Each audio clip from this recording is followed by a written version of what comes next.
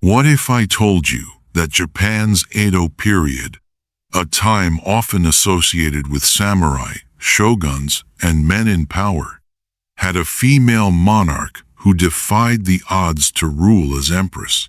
Her reign was rare, and her legacy, despite the challenges she faced, remains profound.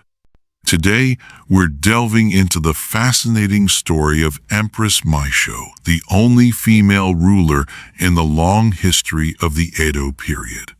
Born into a time when Japan was ruled by a powerful military regime, Meisho's ascension to the throne was an unprecedented event. The Tokugawa shogunate, which controlled the political power of the country, held sway over the samurai and the feudal lords, while the emperor's role was mostly ceremonial.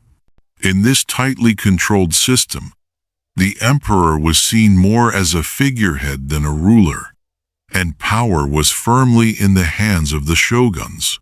But Empress Meisho's reign marked an exception to this pattern, making her place in history even more remarkable. While the Tokugawa shogunate had solidified its power through military dominance and strict governance, the imperial family, though revered, had largely been relegated to a spiritual and cultural role, performing ceremonial duties rather than engaging in active governance.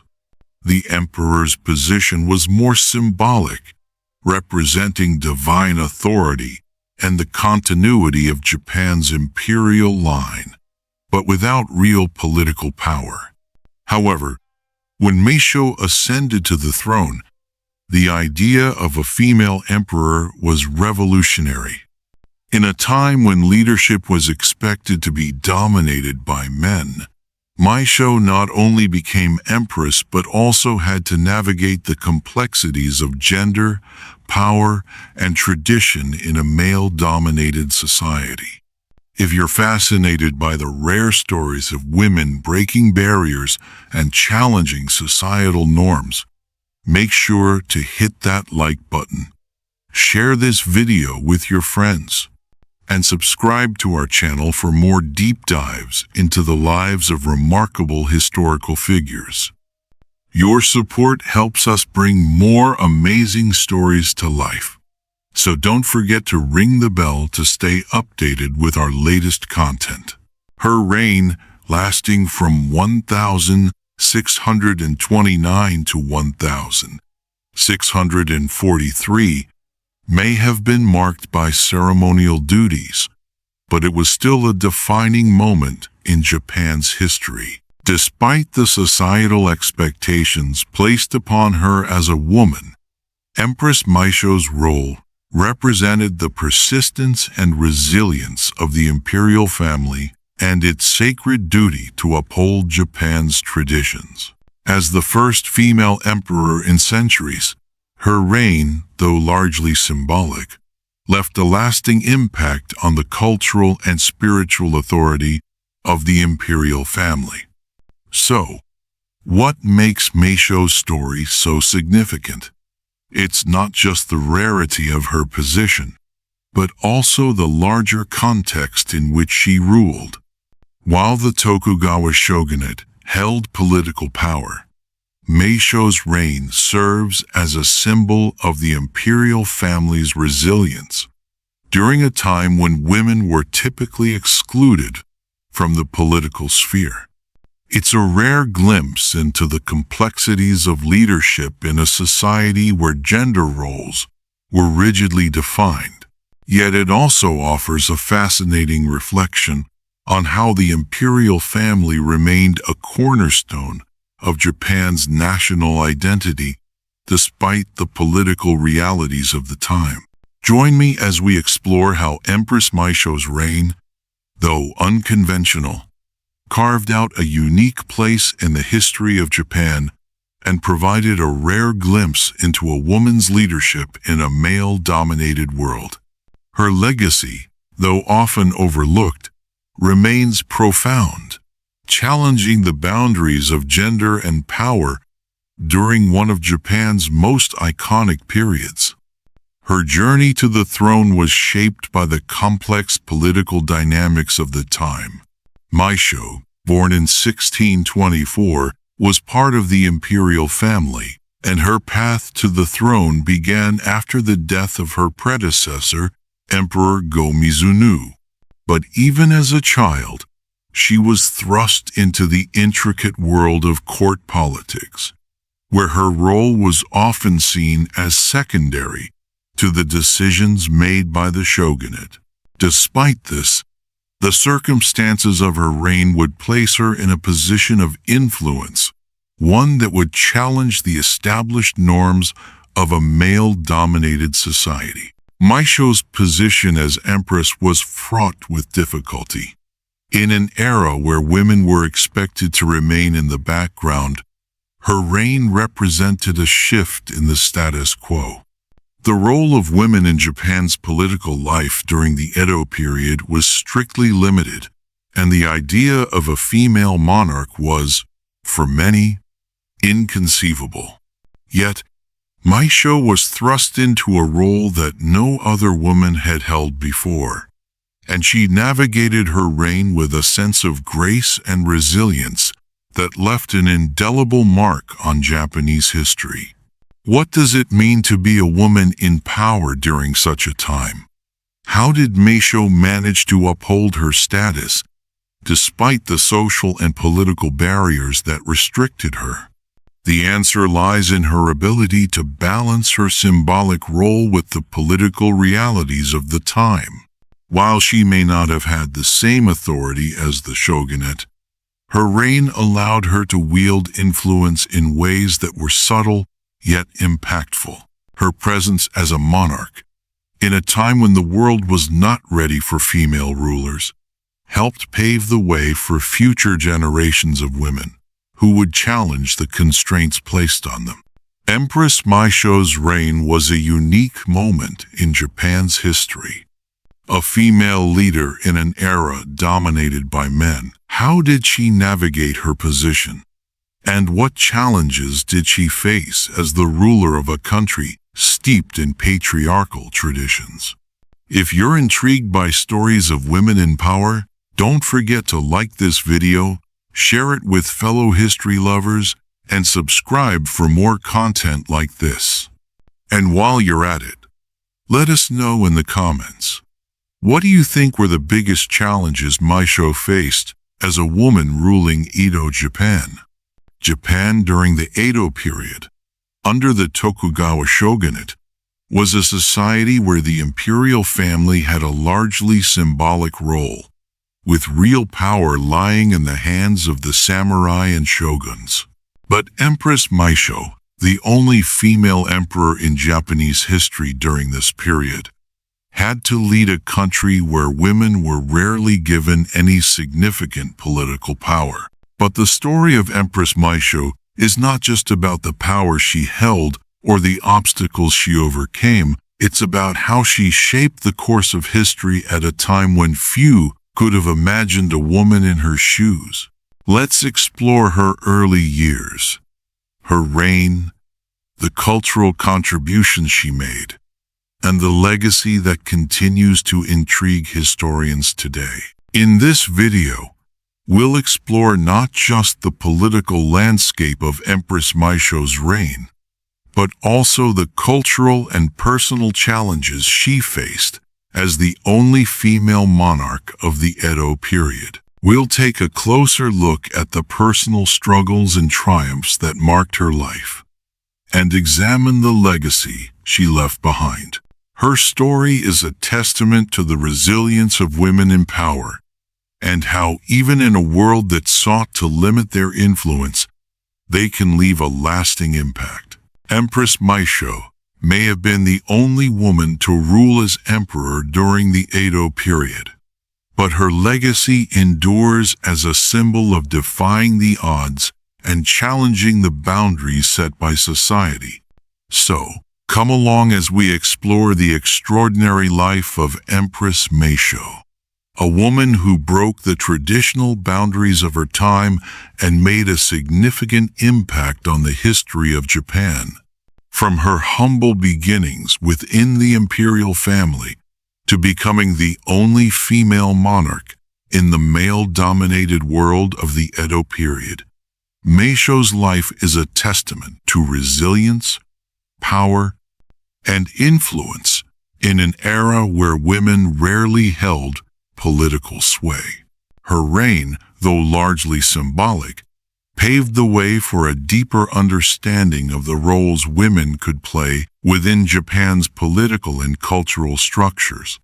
Despite the limitations imposed by societal expectations, Empress Meisho's story is not just about the position she held, but about how she navigated the complexities of leadership in a time when a woman's voice in governance was unheard of. As the only female emperor of her era, Meisho's journey highlights both the extraordinary and the ordinary elements of a woman stepping into power within the confines of a traditional and deeply patriarchal society. Through her time on the throne, she may not have had the power to dictate the course of Japan's political landscape, but her reign was a defining moment in the enduring legacy of Japan's imperial family. Her story is a reminder that even in the most challenging of circumstances, individuals can rise to positions of influence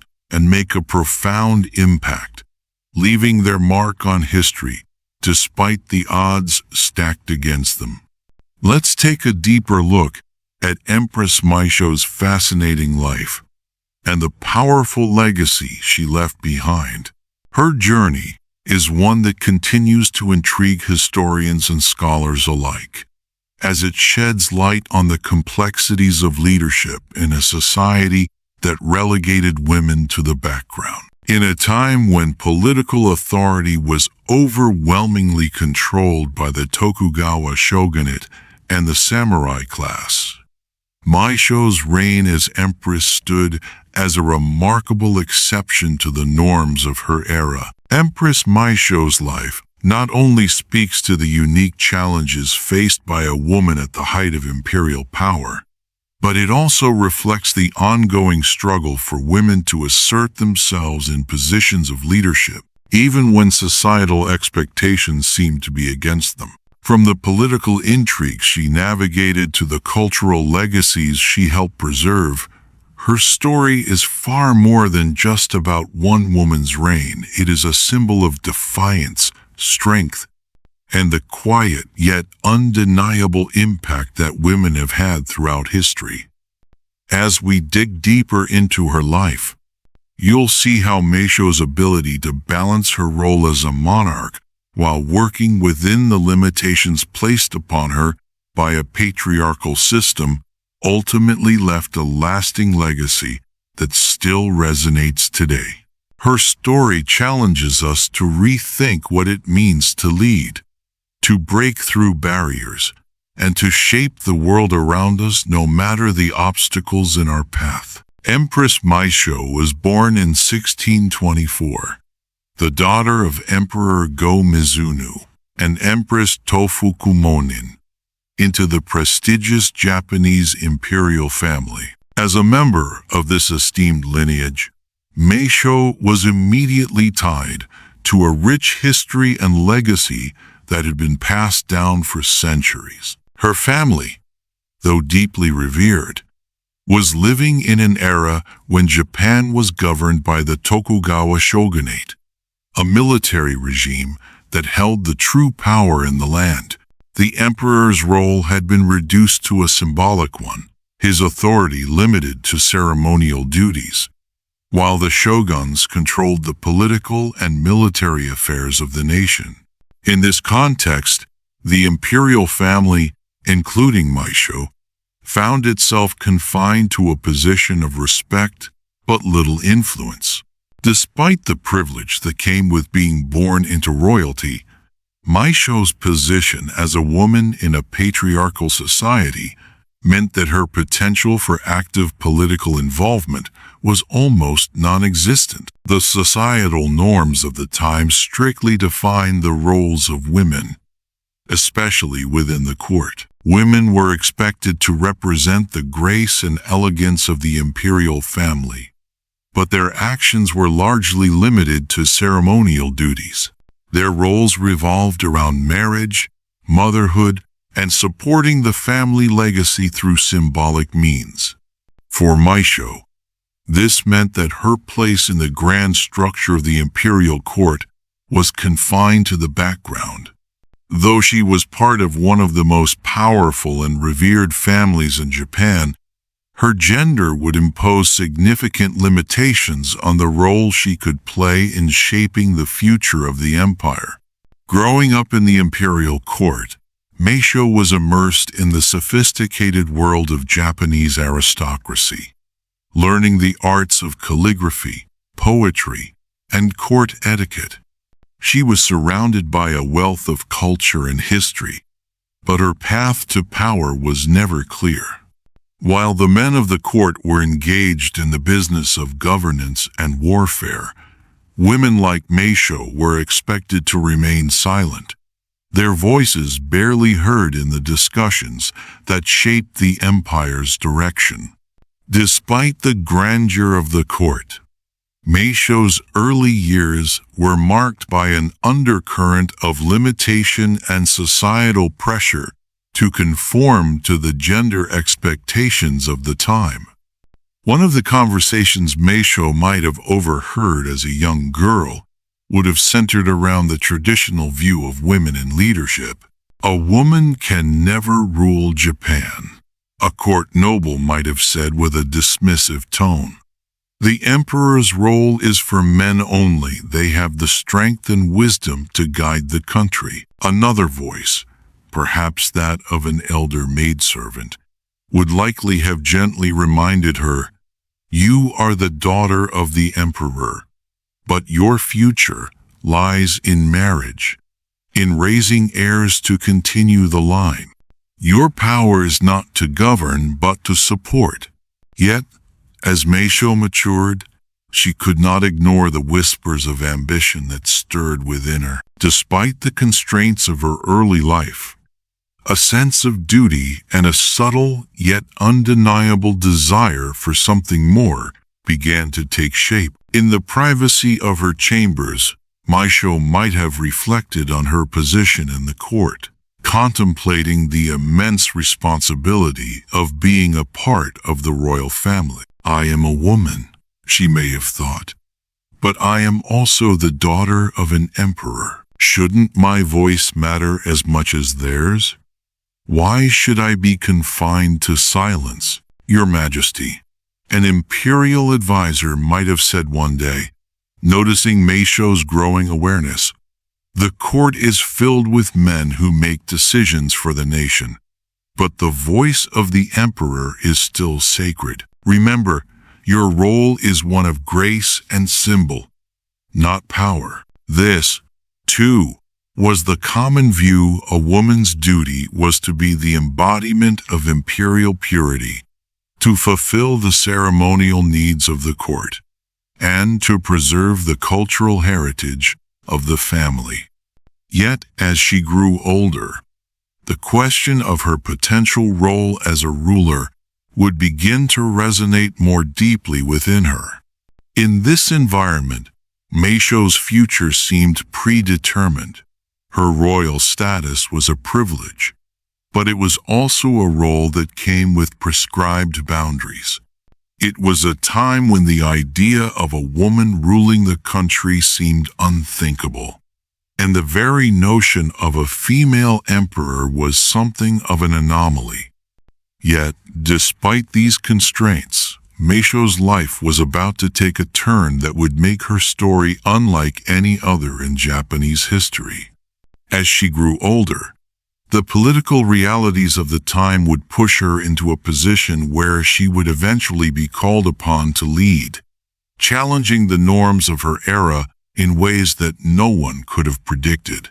"Empress Meisho, you have been chosen to succeed your father, A high-ranking advisor might have said to her one day, breaking the news that would change the course of her life. This is a rare moment in history, and it is your duty to fulfill this role, even though it is unconventional.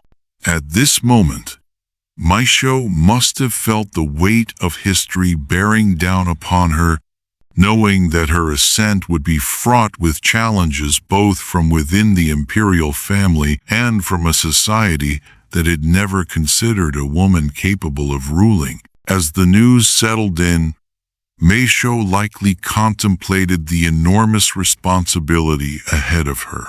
The court had always been a male-dominated space, where women were relegated to secondary roles either by their birth or by societal expectations. The concept of a female ruler was foreign to many, and the implications of her reign were uncertain at best. Yet, despite the expectations for women being rigidly defined by Confucian principles and centuries-old traditions, Meisho's unique position within the imperial family, combined with the circumstances surrounding the succession of the throne, would soon place her in a position of leadership that very few women before her had ever known. Her father's abdication marked the beginning of a new chapter for Meisho, one that would challenge the status quo of a deeply patriarchal society. Though her reign was primarily symbolic and ceremonial, the very act of her ascension to the throne defied the deeply ingrained norms of the time. Her rise demonstrated that even in the most rigid systems, extraordinary individuals could still rise to positions of power,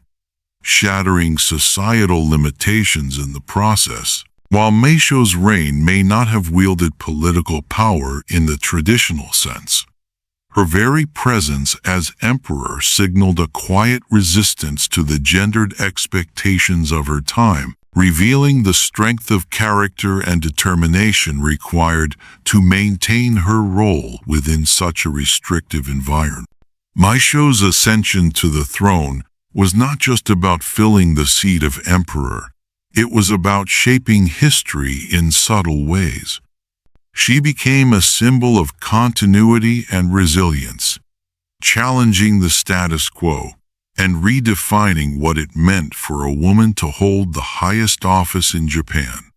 The hurdles she faced, both from within the imperial family and from the broader society, were steep, yet she managed to navigate them with dignity, ensuring that her reign left a lasting impact on the history of Japan. Despite the restrictions placed upon her, Empress Meisho's story is one of defying the odds, challenging expectations, and leaving a legacy that would inspire future generations. As Meisho ascended to the throne, she found herself not only a monarch but a symbol, an embodiment of the hope that even in an era dominated by men, a woman could lead. Her reign would soon begin, and with it, the challenges and opportunities that would shape her legacy. Although she would face opposition, resistance, and doubt, Meisho's story was only just beginning, and history would forever remember the woman who defied expectations and became the first female ruler of Japan in an era that never imagined such a possibility. The Edo period, lasting from 1603 to 1868, was a time of peace and stability for Japan, but it was also a period where the true power rested in the hands of the Tokugawa shogunate. The shoguns, military leaders who ruled Japan, had absolute control over the military, political, and economic affairs of the country. The emperor, although still a revered figurehead, had his role reduced to a ceremonial one. Despite the emperor's spiritual and cultural significance, he had no real say in the governance of the nation. The Tokugawa shogunate controlled all aspects of power, while the emperor's court was relegated to maintaining national identity through rituals, ceremonies, and religious duties. At court, the power dynamics between the emperor and the shogunate were clear. The Tokugawa shoguns were the true rulers of Japan, while the emperor was a symbol of continuity, culture, and legitimacy. One imperial advisor might have explained to Empress Meisho, "Your Majesty, the emperor's role is to embody the sacred tradition of Japan, not to interfere in the affairs of governance.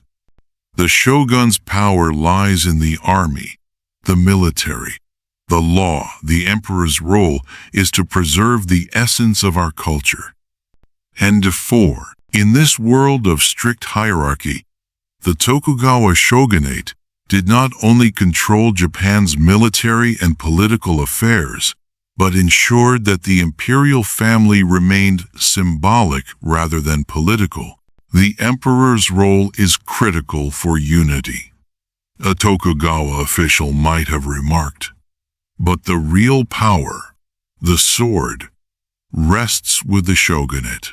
We are the ones who guide Japan's future, not the imperial family. These conversations reflected the widely accepted belief that the emperor's influence had been reduced to mere ceremonial duties. Even as a member of the imperial family, Empress Meisho's life was shaped by these realities. Despite her royal status, she was aware of the limited power that women had, especially in the political realm. As a young woman, she likely overheard many conversations about the emperor's role in Japan. One of the court officials might have said, "Your Majesty, while you represent the divine right to rule, remember that it is the shogun who makes the decisions. We must be cautious, as the Tokugawa family's power is what truly controls Japan's destiny." The Tokugawa shoguns had long understood the delicate balance they needed to maintain between appearing to honor the emperor's position while making sure the emperor was not a threat to their power. The emperor is a spiritual leader. One of the shogunate advisors might have remarked to a high-ranking samurai, "We cannot ignore his importance, but we must ensure that his influence does not extend beyond ceremonial matters. His role is to symbolize Japan's continuity, not to govern it." Though Meisho's position as empress was prestigious, her reign was framed within these strict boundaries. As the only female emperor in Edo's long history, her role was even more complex. "It must be difficult, Your Majesty," a court noble might have said, "to bear the weight of the imperial family's legacy, knowing that your power is symbolic rather than real." Meisho might have responded, "Indeed, it is a responsibility, but I will carry it. Even as a woman, I represent the soul of Japan. And though my voice may not be heard in the halls of political power, I will preserve the sanctity of our family and our traditions." And the emperor, even in such a restricted role, still played a significant part in Japan's spiritual and cultural life. Empress Meisho, like all emperors of the period, performed key ceremonial functions, ensuring the continuity of Japan's divine heritage. But her personal influence over political affairs was limited. "You do well, Your Majesty," one of the court's religious advisors might have said. "By participating in these sacred ceremonies, they keep Japan's heart beating. But the decisions that shape Japan's future are made elsewhere." One day, as Meisho sat in the royal gardens, contemplating her place within the empire. She might have reflected on the delicate balance she had to maintain. I am the emperor, she might have thought, but I am also a woman. The shogunate holds the power, yet I must embody the spirit of Japan. How can I be a leader when my role is only ceremonial? Her struggles to find meaning within the constraints of her position might have been mirrored by a conversation between two court attendants. Do you think the Empress feels constrained? One might have asked. How can she not? She is the emperor, yet her hands are tied by the shogun's power. The other might have replied. Her role is sacred, but it is also silent. She can shape culture, but not policy. This tension was a constant in Meisho's reign. She had the privilege of being the emperor, but her power over Japan's future was non-existent.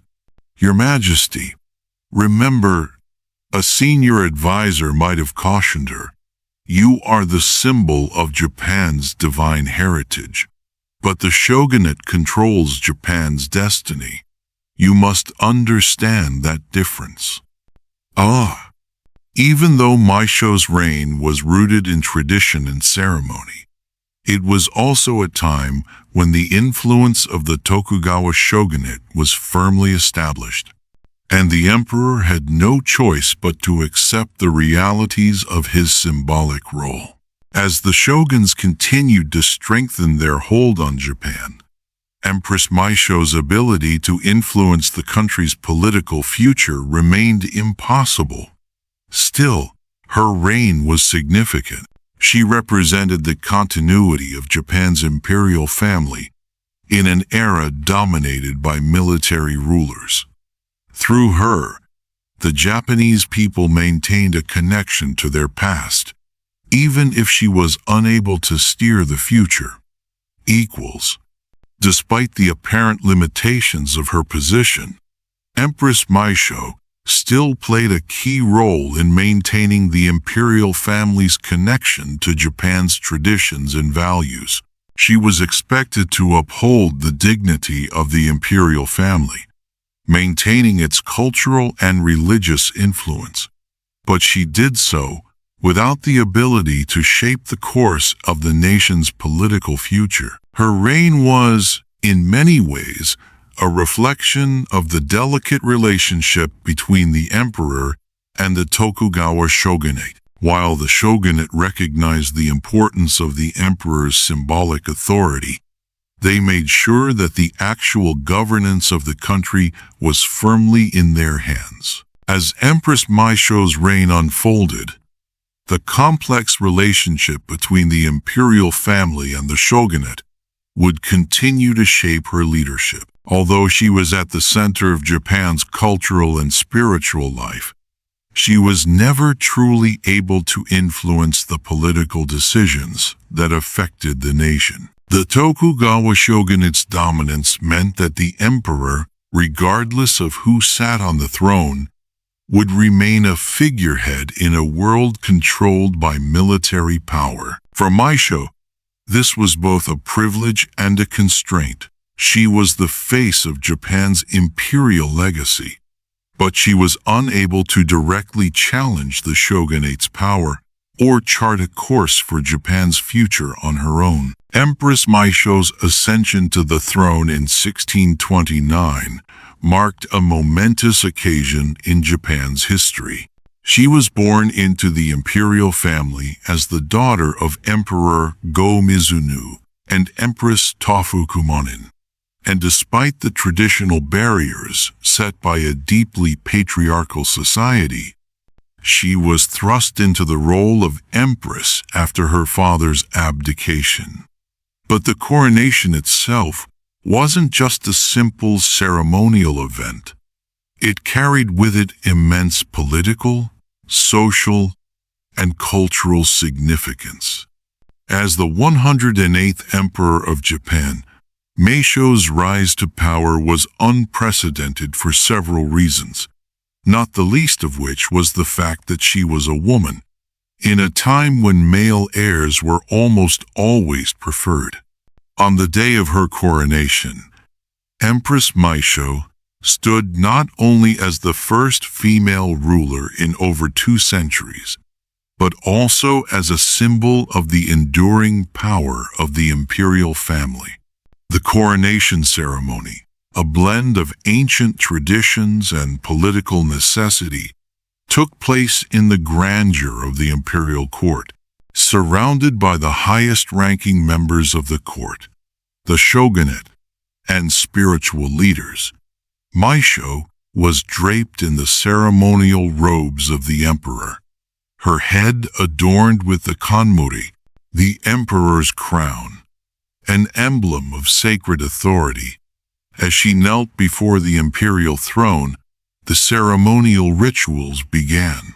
The kagami mochi, symbolic offerings of rice cakes, were placed before her. The prayers for her reign were chanted by priests, invoking the blessings of the gods. But the political significance of her reign could not be ignored. Although she held the title of emperor, it was the Tokugawa shogunate that maintained real power over the land. Still, her ascension, though largely symbolic, represented the continuity of the imperial family and its divine connection to Japan's past. Your Majesty, this ceremony is a reflection of the sacredness of your position, one of Meisho's advisors may have whispered. Though you may not wield the power of the shogunate, your reign carries with it the weight of our nation's spirit. Meisho, aware of the expectations surrounding her, may have replied softly, I understand. I will uphold the honor of the imperial family, but in a world where men hold the power, my role seems like a shadow of what it once was. And, despite the grandeur of her coronation, the social realities of the time weighed heavily on Meisho. A female ruler was an anomaly in a society where men were expected to lead, and women were largely confined to the private sphere. To become empress in such a period was a powerful statement, but it was also a statement fraught with challenges. Not only did Meisho face the traditional expectation of fulfilling the duties of the emperor in ceremonies and rituals, but she also had to manage the delicate balance between upholding her family's legacy and staying within the limits of the political system controlled by the shogunate. I see her as a symbol, not as a leader. One shogunate official might have murmured, watching Meisho from a distance. She may wear the robes and sit on the throne, but it is we who hold the reins of power. Another court member may have responded, yes, but remember, the imperial family is the divine foundation of this country. If she falls, so does the legitimacy of all we hold dear. In the days following her coronation, Meisho's role as the empress was defined by both tradition and the constraints of her gender. As the first female emperor in centuries, her position was unprecedented. Yet she was expected to fulfill the cultural and spiritual responsibilities of the emperor, albeit within a system that relegated her power to a symbolic role. Her reign, though historically significant, was seen more as a continuation of the imperial family's legacy rather than a challenge to the political order dominated by the Tokugawa shogunate. The emperor's role, particularly for women, had been reduced to a ceremonial one, upholding the sacred traditions of Japan but not actively engaging in political affairs. Your role is to represent the soul of Japan. A senior court official might have advised her gently, recognizing both the honor and the limitations of her position. You will oversee the ceremonies, ensure the preservation of our culture, and embody the unity of the nation. But the true governance will remain in the hands of the shogunate. These words would have been both comforting and sobering for Meisho. She was the living symbol of Japan's divine heritage, but the political power lay with the Tokugawa shogunate, which controlled the military and political decisions of the nation. Meisho's duties were largely confined to spiritual and cultural matters, performing sacred rituals and maintaining the imperial family's revered status. While her role was vital in upholding the continuity of Japan's traditions, it was not one that involved ruling the country in the traditional sense. In this context, Meisho's reign was one of symbolic leadership. She was the figurehead of Japan's imperial identity, but the shogunate held the reins of true political power. She was tasked with ensuring the preservation of cultural rituals, overseeing state ceremonies, and representing the spiritual unity of the nation. But her political authority was effectively non-existent. For a woman in a society that placed strict limitations on female leadership, her ability to assert herself in any meaningful way in governance was minimal. Yet her presence as empress was a potent reminder of the divine legitimacy of Japan's imperial family. Despite this, Empress Meisho's role was not without significance. While the political landscape was firmly controlled by men, her leadership, though ceremonial, helped preserve the sacredness of the imperial institution and maintained the cultural continuity that defined Japan. Even though her power was symbolic, Meisho's position as the first female emperor was an important historical milestone. It was a rare moment in Japan's history where a woman was able to hold the highest position in the land, even if her reign was constrained by the gendered expectations of the time. Meisho, her mind burdened with these words, might have replied, "I understand my place. But can there not be a way for the emperor to lead not just with symbols, but with true authority?" Her struggles to find meaning within the constraints of her position might have been mirrored by a conversation between two court attendants. "Do you think the empress feels constrained?" one might have asked. "How can she not? She is the emperor, yet her hands are tied by the shogun's power," the other might have replied. "Her role is sacred, but it is also silent. She can shape culture, but not policy."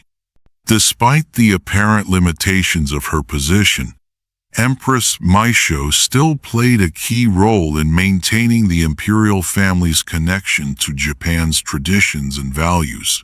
She was expected to uphold the dignity of the imperial family, maintaining its cultural and religious influence.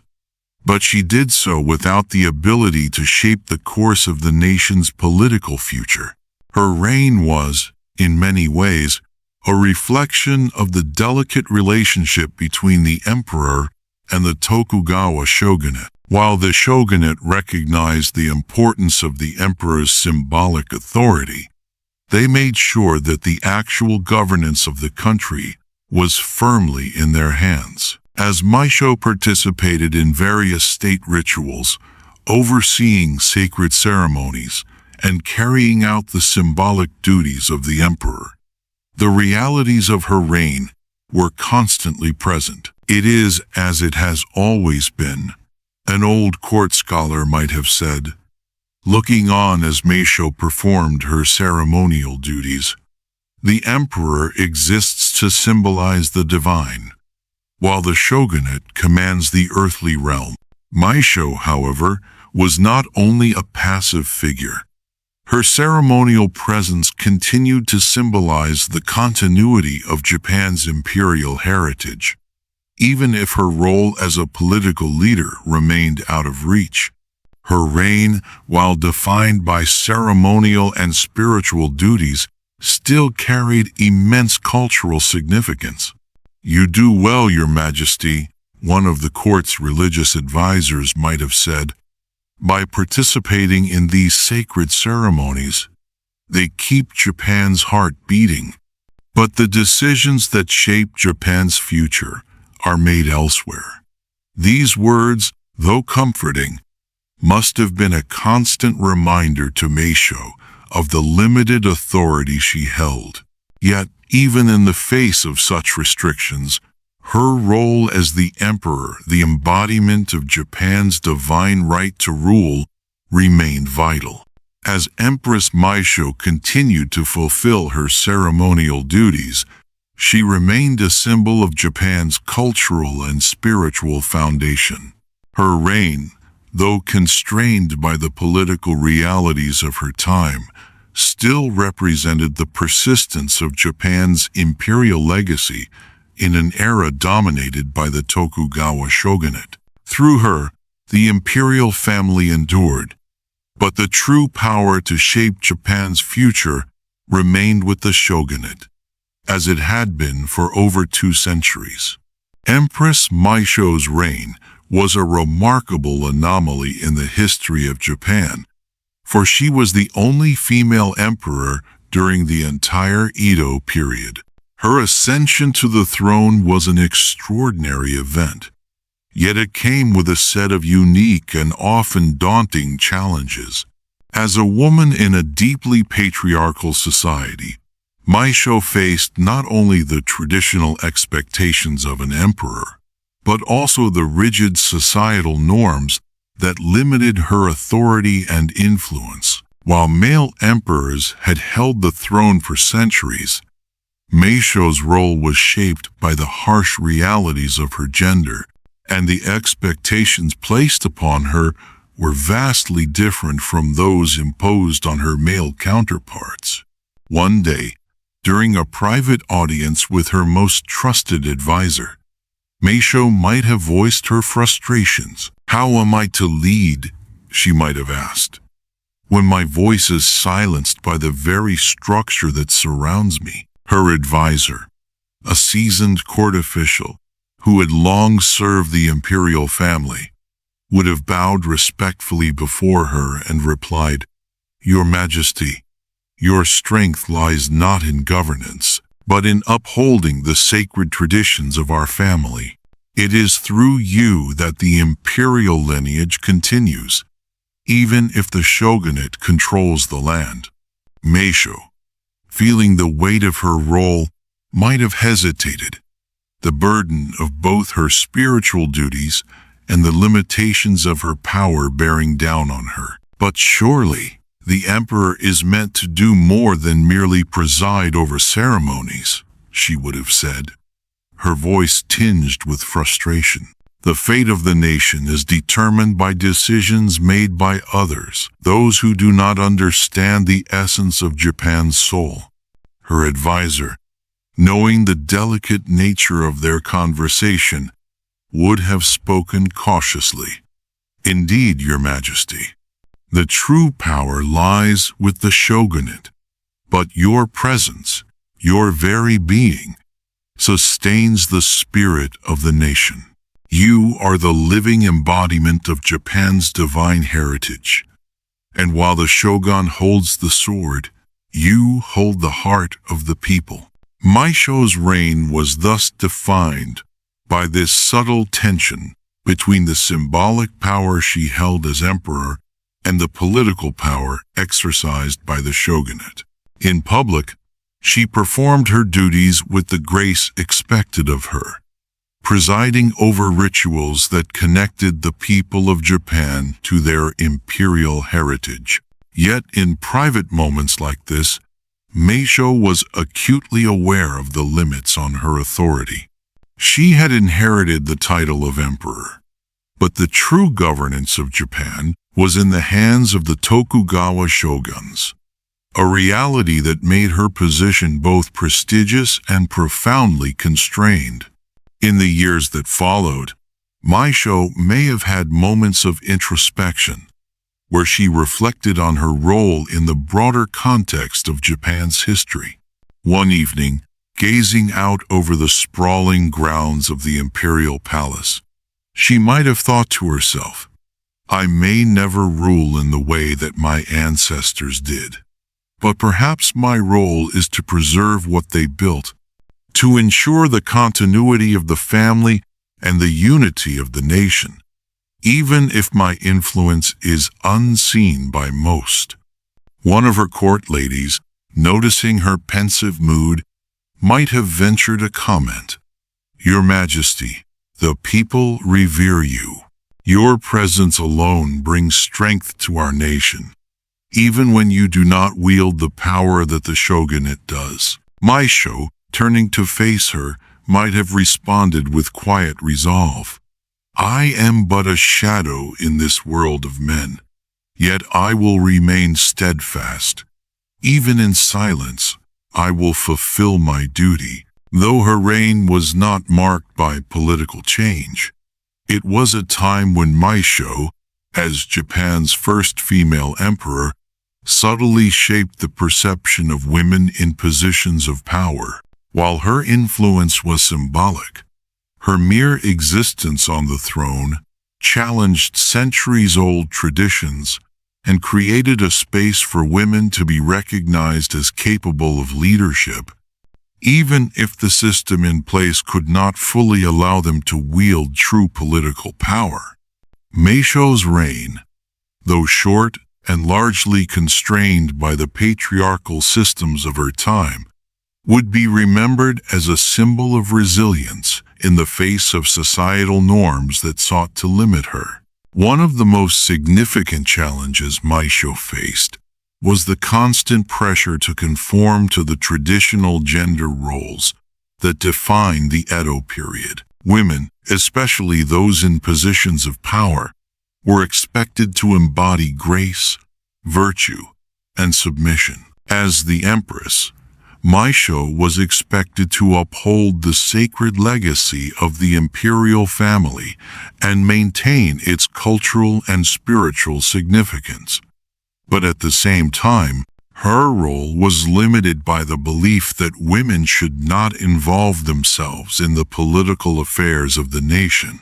Her reign, like that of many female rulers throughout history, was viewed by some as a ceremonial position, a mere figurehead that symbolized the continuity of the imperial family, but lacked any real political power. Her position within the court was often marked by subtle exclusion and marginalization. Though she was the emperor, her interactions with male courtiers and advisors were often shaped by an unspoken understanding that her authority was restricted. Meisho's role was primarily defined by the traditional duties of the emperor, performing ceremonies, overseeing rituals, and upholding the cultural values of the nation. However, the true governance of Japan lay firmly in the hands of the Tokugawa shogunate, who saw the emperor as a necessary yet ultimately powerless figurehead. One day, as Meisho sat in the palace chambers, discussing the rituals for an upcoming festival, a trusted court official approached her with a report. "Your Majesty," the official began with deep respect, "the rituals are ready, but there is a matter of national importance that requires the shogunate's attention. The situation with the daimyos has become more tense, and the shogunate has already made its decisions." Meisho, her hands resting on the ceremonial scrolls in front of her, felt a pang of frustration. "I understand," she replied, her voice steady yet tinged with the weight of the unspoken truth. "But do you not think the emperor's perspective should be considered in such matters? I may not wield the power the shogunate does, but my voice holds the legacy of Japan. Is that not worth something?" The official, well aware of the limits on her influence, bowed low. "Your Majesty, Your presence ensures that the nation remains connected to its divine origins, but the decisions of the shogunate are final. The emperor, as always, represents the soul of the country. This is the duty we uphold. Your spiritual leadership is the foundation of Japan's unity.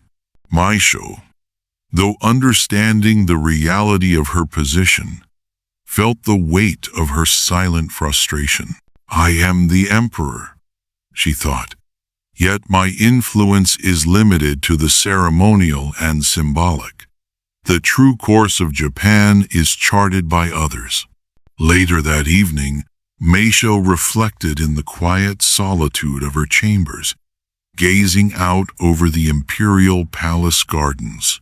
Her mind wandered, questioning the delicate balance she had to maintain her ceremonial duties and the heavy expectations of her gender, clashing with her own desire to contribute to the future of her nation. I have been chosen to uphold the imperial family's legacy, she mused aloud. But how long will it be before the nation realizes the emperor is more than just a symbol? Her contemplation was interrupted by one of her senior attendants, who entered the room and announced, Your Majesty, the festival preparations are complete. The courtiers await your final approval of the rituals.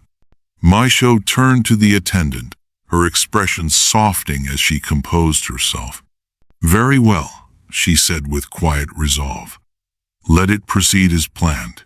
Despite the constraints she faced as a woman in a world dominated by men, Meisho's role as empress was still vital to the continuity of Japan's cultural identity. She was the thread that linked Japan's spiritual past to its present, a figure of reverence for the people.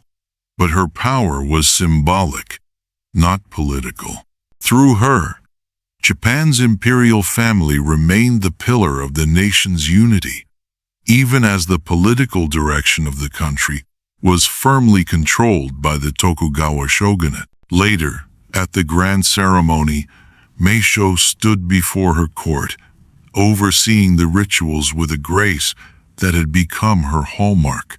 As the chants echoed through the halls and the incense filled the air, she felt the weight of her duties as symbolic ruler, upholding the culture and traditions of her people, even as the true power remained elsewhere. Despite the limitations imposed upon her by her gender, Empress Meisho's presence was a reminder of the strength of Japan's imperial family and its enduring legacy.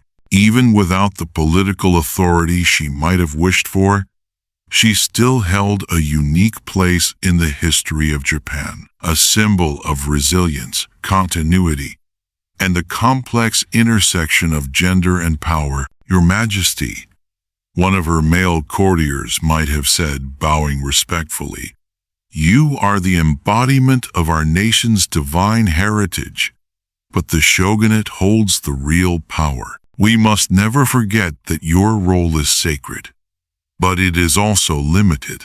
Meisho, as the only female emperor in a court full of powerful male figures, had to contend with this stark contrast between her symbolic role and the reality of political power. Her interactions with male advisors were often marked by a certain form of deference, not just because of her status as the emperor, but because of her gender.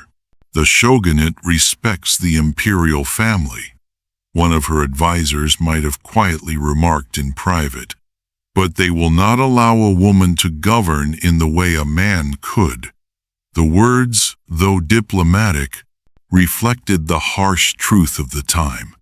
No matter how much authority Meisho held by virtue of her title, her gender rendered her an outsider in the political decisions that shaped Japan's future.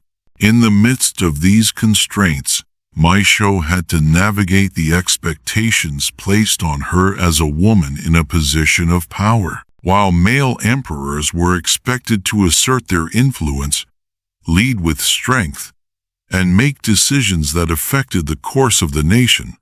Meisho was expected to remain poised, gentle, and obedient to the social norms that defined her gender. She was often kept out of the complex political dealings of the court and the shogunate, and even when she was included in conversations, her voice was seldom given the weight it deserved. One day, during a meeting with her advisors about a potential diplomatic visit, Meisho might have spoken up, her voice quiet but resolute. It is important for the emperor to lead with a unified presence, to show the strength of Japan's imperial family to the world. However, one of her senior advisors would have gently corrected her, saying, "Your Majesty, while your perspective is valued, the diplomatic decisions are ultimately made by the shogunate. The emperor's role is to preside over the rituals and maintain the sacredness of the imperial family. It is not for you to navigate the complexities of foreign policy."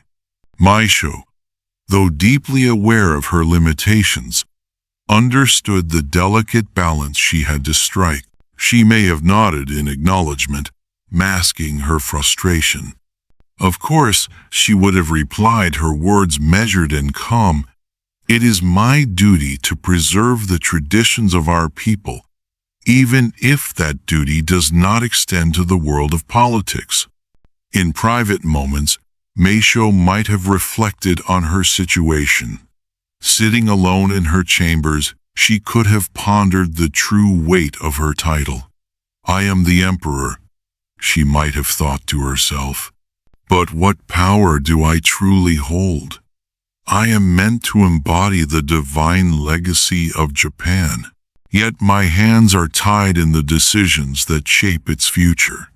The struggle between her inherent authority as emperor and the reality of her powerlessness in political matters weighed heavily on her. But despite these frustrations, Meisho managed to maintain a sense of dignity and resolve. Though her reign was shaped by the rigid boundaries of gender and the shogunate's control, she still played a critical role in the spiritual and cultural life of the nation. Her presence at ceremonies, the rituals she oversaw, and her embodiment of Japan's imperial legacy were essential to the identity of the nation, even if she was not a direct force in shaping its political course. Meisho's reign, while marked by the complexities of gender expectations, also served as a quiet testament to resilience. Though women were typically excluded from political power, her symbolic role as empress showed that women, even in the most patriarchal societies, could still be a source of continuity and stability, preserving the heart of a nation. Meisho's leadership, while not political in nature, demonstrated that true power can often lie in subtle, unacknowledged forms, and that even in a world dominated by men, women can still leave an enduring impact. One day, during a court meeting where the future of the empire was being discussed, Meisho might have listened carefully as her advisors debated a key decision. The men around her spoke passionately, their voices echoing through the court as they outlined their plans for the future of Japan. Meisho, aware of her limited role in the discussion, might have felt the weight of her position an emperor in name, but one who had no true political power. As one of her male advisors leaned in to speak to her, he might have said softly, "Your Majesty, your wisdom is recognized by all, but the future of the nation rests in the hands of the shogunate." Though Meisho could not openly challenge the shogunate's control, there were moments when her personal beliefs and aspirations for her reign quietly surfaced. How long can I remain silent? Meisho might have wondered in private moments, gazing out at the vast palace grounds. If I am to be the symbol of Japan's unity, why can I not also have a voice in its direction? But these thoughts, no matter how deeply felt, were often suppressed by the knowledge that her role was strictly confined to ceremonial duties. The weight of tradition was heavy, and the expectations of the court and the shogunate made it clear that as a woman, she would never be allowed to lead in the same way as her male predecessors. Late one evening, as the weight of her thoughts lingered, Meisho confided in one of her most trusted ladies-in-waiting, who had served the imperial family for many years. "Do you ever wonder?" Meisho might have asked, her voice soft but heavy with the burden of her position, "if the imperial family could do more? If I could do more?" The lady, carefully choosing her words, would have lowered her gaze, knowing the complexities of the imperial family's position. "Your Majesty, your presence alone brings strength. You embody the continuity of our lineage, the sacred bloodline of Japan. But, as you know, your role is tied to tradition. The shogunate's power is not to be questioned, especially not by you." Meisho would have stared out the window, her hands folded in her lap. "I understand," she said quietly, her voice almost a whisper. "But if I am to carry the weight of this sacred family, why am I not allowed to steer the ship of the nation? Why can't I contribute my voice to the decisions that will shape Japan's future?" The lady-in-waiting, hesitant but compassionate, might have replied, "It is not that your voice is not heard, Your Majesty, but the course of the nation has long been set by the shogunate. Your role is to preserve our traditions, to give stability through the symbol of the imperial family. The governance of Japan, its future, is in the hands of men who hold the sword. But it is the emperor who is the spiritual leader of this nation," Meisho might have said, her frustration beginning to surface.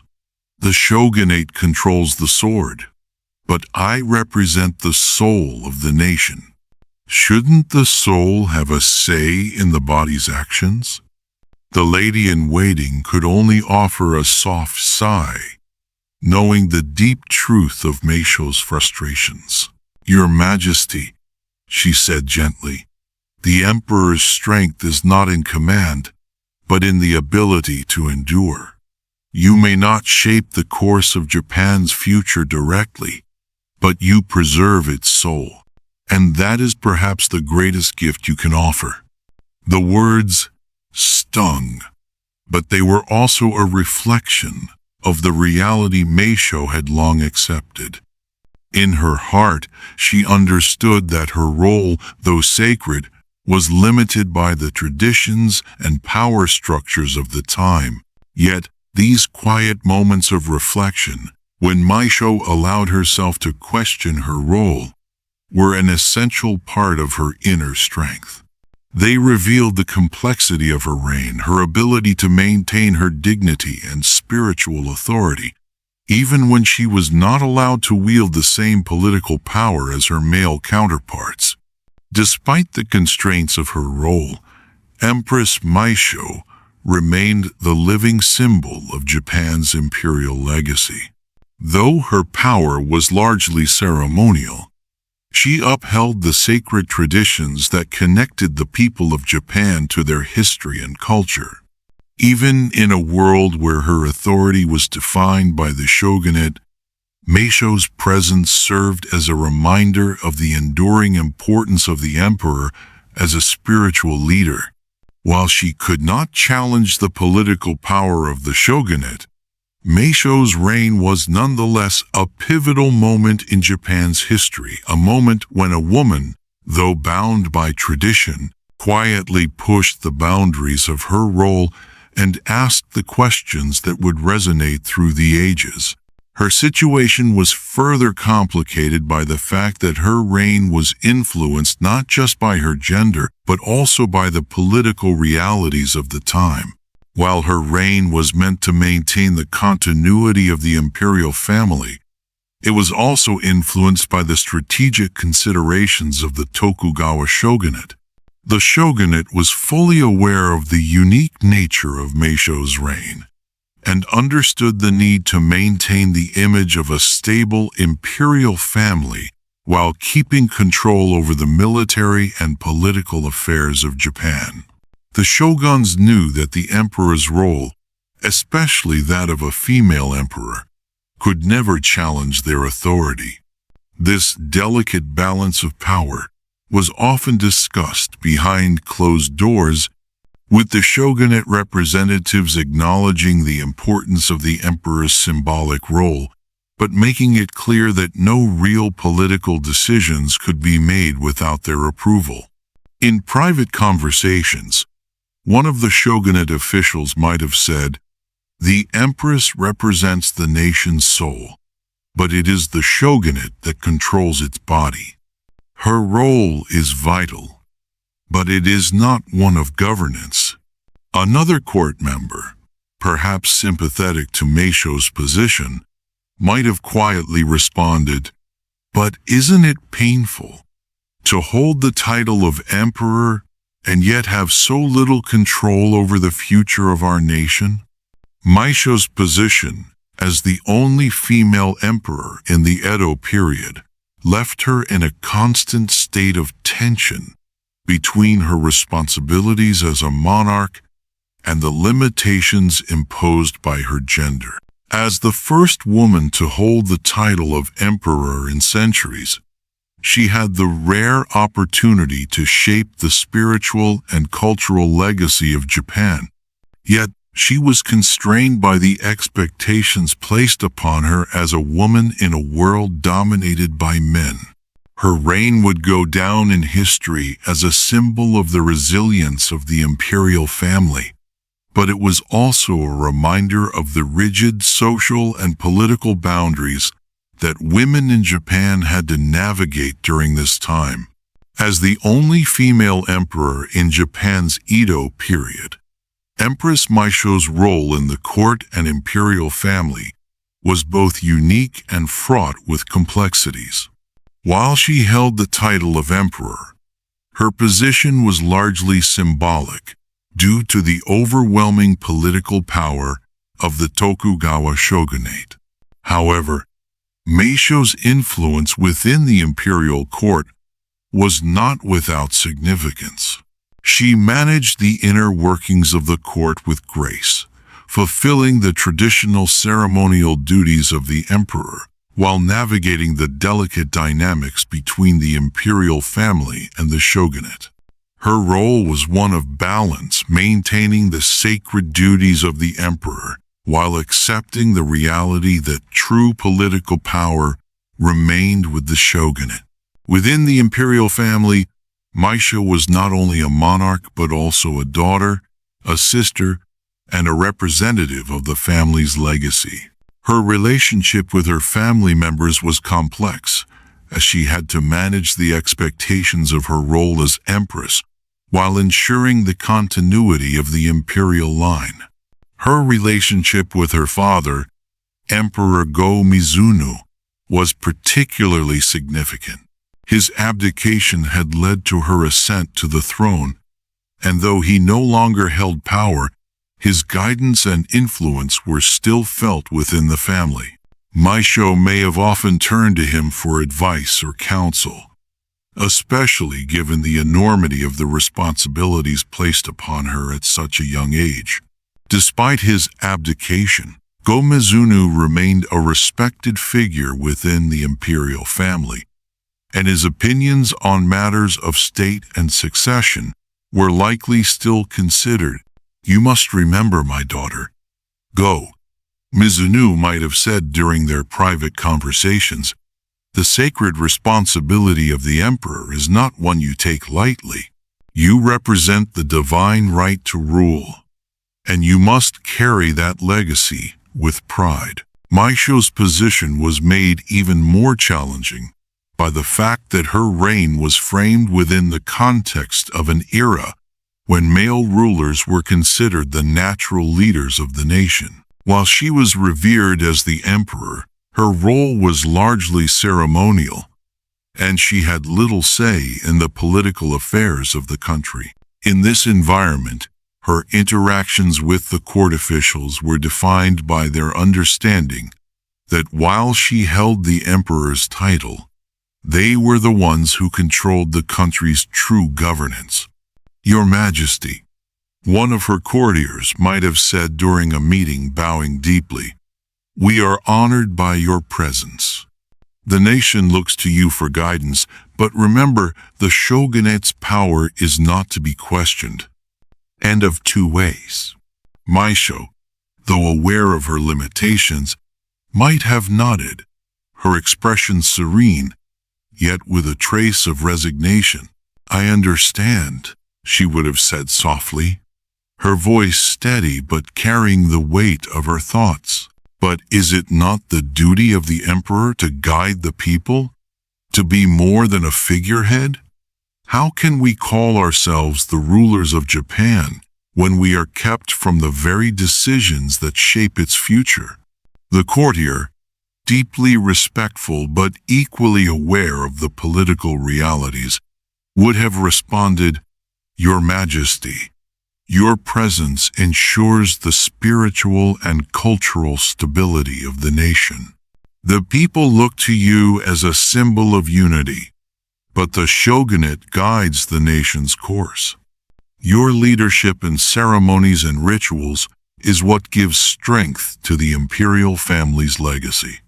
It is a different form of leadership, one that is no less important, but it is one that exists apart from the political workings of the shogunate." Meisho might have glanced toward the window, lost in thought. "I was born into this family to uphold its sacred legacy. But can that truly be enough?" she might have wondered, feeling the tension between her ceremonial duties and the desire to have a voice in the political world. She could have then turned back to her advisor and quietly asked, "Is there no way, then, for the emperor to influence the course of Japan's future, even in this time of peace?" The advisor, hesitating for a moment, would have answered, "Your Majesty, perhaps your greatest influence lies in the preservation of our traditions and the cultural unity you foster. The shogunate will never allow the emperor to rule as in times past, but you hold something equally vital, the soul of the nation." Though the answer was not what Meisho had hoped, it offered a path she could walk, one that defined her reign not by political action but by spiritual and cultural continuity. The tension between her desire to assert influence and the reality of her ceremonial position would remain with her throughout her reign. Yet, in her role, Meisho still managed to leave a lasting legacy, one that symbolized the endurance of the imperial family and the unwavering spiritual foundation of Japan, even as political power was firmly entrenched in the hands of the Tokugawa shogunate. In terms of diplomacy, Meisho's role was primarily symbolic as well. The imperial family had long been seen as the cultural and spiritual heart of Japan, but it was the shogunate that controlled foreign relations, trade, and military matters. During her reign, Japan was still largely isolated from the rest of the world under the Sakoku policy, which limited foreign influence. The emperor's role in diplomacy was to represent the nation's cultural heritage and perform ceremonial functions with foreign emissaries. Meisho's interaction with foreign ambassadors would have been limited to formal greetings and the exchange of symbolic gifts, rather than active involvement in negotiations or decision-making. Your Majesty, a foreign envoy might have said as he presented gifts to the emperor, we come in peace to honor the traditions of your great nation. Meisho, with grace and dignity, would have acknowledged their presence, embodying the imperial family's spiritual connection to the nation, while remaining distant from the political machinations that shaped Japan's foreign policy. Meisho's role in diplomacy, though ceremonial, was an important reminder of the imperial family's enduring spiritual authority. But as she stood in the presence of foreign emissaries, she might have felt the weight of her limited influence in the face of the shogunate's political dominance. I am the symbol of Japan's divine heritage, she might have thought to herself as she bowed politely to the envoys. Yet I am not the one who shapes the future of the nation. Ceremonies were the heart of Meisho's duties. The emperor's primary responsibility was to perform sacred rituals that ensured the stability of the country and the well-being of the people. Meisho's role in these ceremonies was vital, as the emperor's participation in religious rites symbolized the divine authority of the imperial family. Whether it was the annual New Year ceremony, the harvest festivals, or prayers for national peace, Meisho's presence was necessary to uphold the spiritual health of the nation. These ceremonies were the one area where her authority was unquestioned.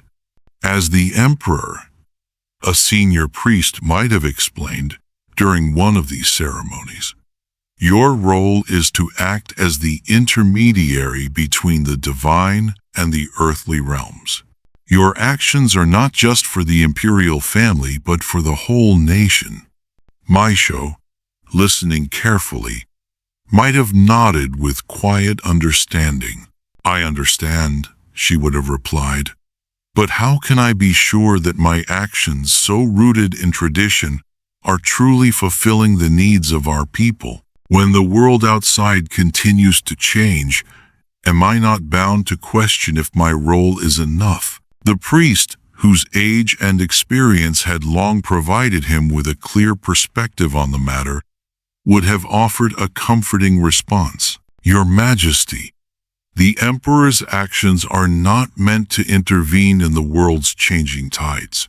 Your presence in these rituals ensures that the divine remains present within the nation's daily life. The power of the emperor lies in continuity, in the preservation of what has been handed down. Your actions sustain Japan's spirit, which in turn sustains the stability of the nation. Meisho, though still feeling the internal tension between her limited political role and her spiritual duties, might have found some solace in these words. She could not challenge the political powers that govern Japan's future, but through her participation in these sacred ceremonies, she maintained the deep spiritual connection between the imperial family and the nation. Perhaps this is my true responsibility, she might have thought. Not to lead the nation through political decisions, but to ensure its spiritual health and continuity through tradition and ritual. And so, she continued her reign, performing her ceremonial duties with grace and dignity, her actions reinforcing the sanctity of Japan's imperial family and offering a sense of unity and continuity for the nation. In a time where her role was seen as secondary to that of the shogunate, Meisho's leadership was defined by a quiet strength, one rooted in the spiritual and cultural traditions that had sustained Japan for centuries. Meisho's role in the succession was another key aspect of her reign. As the emperor, she had a responsibility to ensure the continuation of the imperial line. This meant she would have been expected to produce an heir, an endeavor complicated by the fact that her reign as a female emperor was seen as a temporary anomaly. Succession was traditionally passed down through male heirs, and Meisho's ability to provide a male successor was crucial to the stability of the imperial family. The pressure to secure the line of succession was undoubtedly a significant burden for Meisho, particularly in a society where male leadership was seen as the only legitimate form of governance.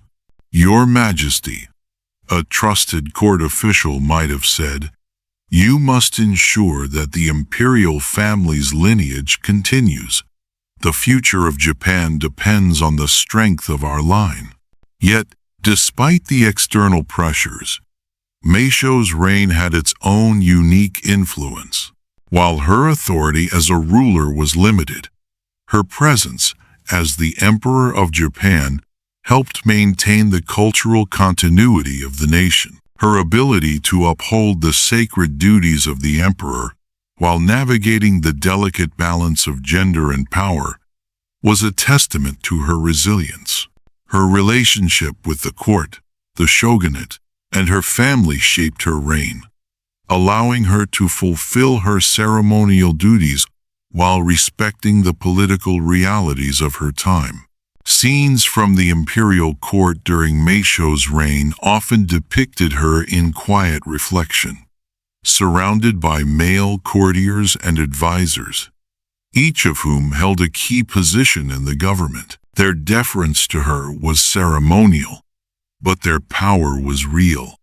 The court officials would have bowed before her, recognizing her as the emperor, but understanding that their true loyalty lay with the shogunate. In contrast, Meisho's role was a constant reminder of the enduring legacy of the imperial family, a legacy that continued to symbolize Japan's divine right to rule even as political power remained firmly in the hands of others. Despite the limitations on her power, Empress Meisho's reign played an important role in preserving the spiritual and cultural identity of Japan. Through her participation in the court, her performance in religious ceremonies, and her interactions with her family and the shogunate, she was able to fulfill the sacred duties of the emperor. Though she did not wield political power, her presence as the emperor ensured the continuity of the imperial family's legacy in a time when Japan's real power lay elsewhere. Confucianism, which had been deeply woven into the fabric of Japanese society for centuries, profoundly influenced the social structures of the Edo period. Its principles, especially regarding hierarchy, family roles, and gender, shaped the expectations placed upon both men and women. In particular, Confucian philosophy reinforced a strict gender hierarchy that placed men in positions of political and social power while relegating women to subordinate roles, primarily within the domestic sphere. These principles were not just philosophical ideals. They were deeply embedded in the social and cultural practices of the time. The family was seen as the fundamental unit of society, and Confucianism prescribed rigid roles for each member, with women expected to be obedient, modest, and focused on their responsibilities within the home. For women in the Edo period, this philosophy meant that their lives were largely confined to the domestic realm. Women were expected to uphold the family's honor, serve their husbands and fathers, and raise children, particularly sons, to continue the family line. Confucian teachings emphasized the importance of the samurai class and its adherence to loyalty, filial piety, and virtue. These values were predominantly applied to men, leaving women to take on more passive, supportive roles. In practice, Confucianism advocated for women to be silent, virtuous, and obedient, upholding their family's honor through their domestic duties and moral behavior. As the only female emperor in the Edo period, Empress Meisho was uniquely positioned within a system that placed strict boundaries on women's roles. Confucian ideals dictated that women were to be subservient to the men in their lives, and their participation in public and political matters was often considered inappropriate. Meisho's ascension to the throne, therefore, was both extraordinary and controversial. Although she was given the title of emperor, the weight of Confucian teachings surrounding gender limited the extent to which she could assert herself as a true political leader. Her role was more symbolic, and she was largely expected to embody the spiritual and cultural continuity of the imperial family rather than wield real political power. One day, while Meisho was presiding over a court ceremony, a senior advisor approached her with a delicate matter regarding the shogunate's decisions. The advisor, knowing the constraints of her role, spoke cautiously. "Your Majesty, the shogunate has made a decision regarding the upcoming foreign relations negotiations. They believe it is best for the emperor to remain uninvolved. Your influence, as always, lies in upholding tradition and the sacred legacy of the imperial family. We must ensure that we do not overstep the boundaries defined by the shogunate." Meisho, though fully aware of her limited political role, could not help but feel the sting of those words.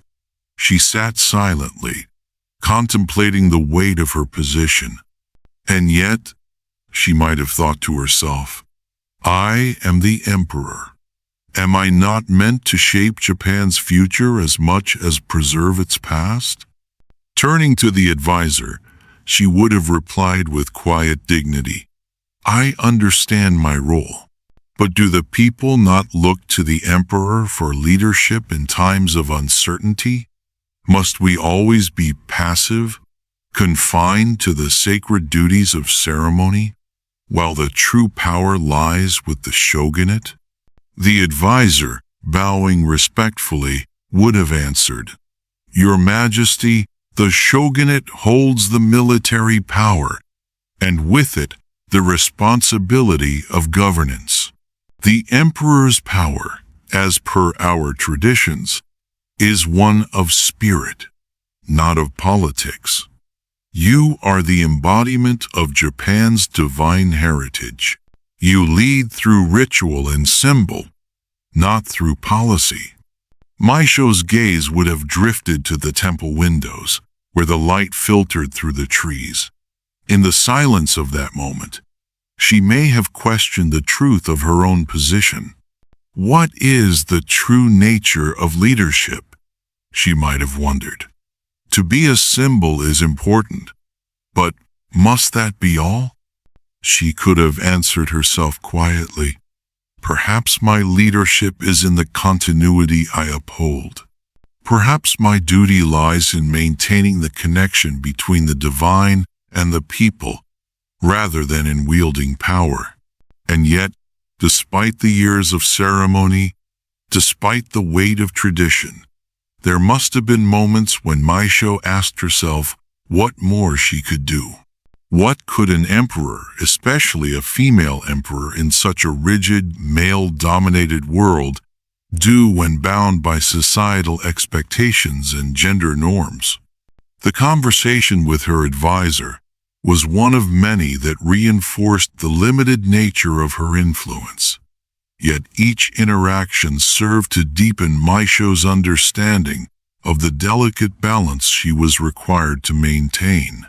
The delicate intersection of duty, tradition, and her own unspoken aspirations for a more active role in the fate of Japan.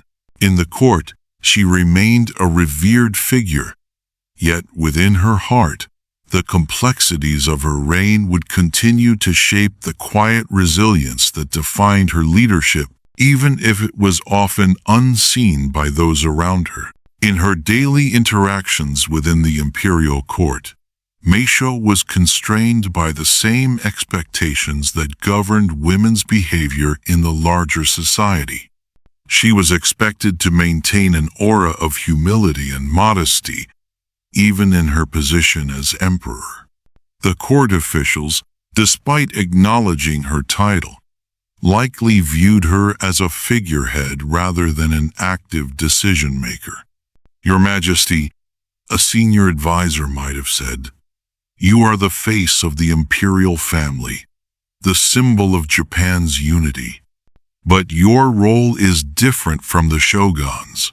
You represent the spirit of the nation, not its earthly affairs." These words, though respectful, echoed the Confucian ideal that women, even those in positions of high status, should avoid interfering in matters that were traditionally seen as men's domains. At the same time, Meisho was aware of the heavy expectations placed on her by society.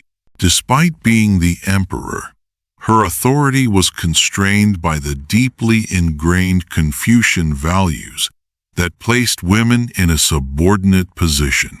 Her responsibilities as the emperor were largely ceremonial, and her power was seen as symbolic. She may have often reflected on the tension between her position as the emperor and the gender expectations that limited her ability to govern. "How can I lead a nation when my voice is drowned out by the weight of tradition?" she might have pondered in private moments. Meisho's efforts to navigate these restrictions were visible in how she conducted herself within the court. She performed her duties with grace, adhering to the expectations of decorum and modesty, but her role remained deeply symbolic. She participated in the sacred rituals and ceremonies that affirmed the imperial family's connection to the divine, but these public roles did little to challenge the societal norms that defined her place. Meisho's influence within the court was more subtle, and she had to balance her duties with the awareness that her gender defined the limits of her power. The political affairs of Japan were controlled by the Tokugawa shogunate, and her role as emperor, despite her title, was confined to maintaining the cultural and spiritual legacy of the nation. One day, during a particularly tense meeting with the shogunate's representatives, Meisho might have spoken out, trying to assert the importance of the imperial family in matters beyond ritual. "If the emperor's presence is to be so revered," she might have asked, her voice steady but thoughtful, "should not my counsel be considered in the affairs of the realm?" The shogunate's representative, though courteous, would have bowed and replied, "Your Majesty, we understand the importance of your presence in maintaining the sacred unity of the nation, but the matters of governance rest with the shogunate. The imperial family's role is to preserve tradition and culture, while we manage the duties of the state." Meisho, though frustrated, would have nodded in understanding. "I see," she might have said, her tone betraying the burden of her position. "Then I shall continue to uphold the traditions that bind our people together, even if my voice is never heard in the halls where decisions are made." As the representative departed, one of Meisho's trusted courtiers might have approached her quietly. "Your Majesty," the courtier might have said, "your grace and wisdom are known to all. Even though you cannot govern as men do, your presence is the cornerstone of Japan's spirit. The people look to you for stability and strength, even if your role is not in the political arena." Meisho, looking out over the imperial gardens, might have reflected on those words. "Perhaps I am not meant to govern the way others do," she might have thought. Perhaps my strength lies in the steadiness I provide, the continuity of tradition, even in a time when my power is not defined by decisions, but by presence. Despite the limits placed on her, Meisho's reign continued to symbolize the enduring authority of Japan's imperial family. Even though her ability to govern was restricted by her gender and the dominance of the Tokugawa shogunate, she maintained a quiet strength in her ceremonial duties. It was in these moments, when she led the rituals and ensured the spiritual health of the nation, that Meisho's true power was felt subtle, but essential to the soul of Japan. In the larger context of the Edo period, Meisho's position was a reflection of the tension between Confucianism's emphasis on women's passivity and the unique circumstances of her ascension. Her reign was a reminder of the contradictions inherent in a society that revered its imperial family, yet relegated women to subordinate roles.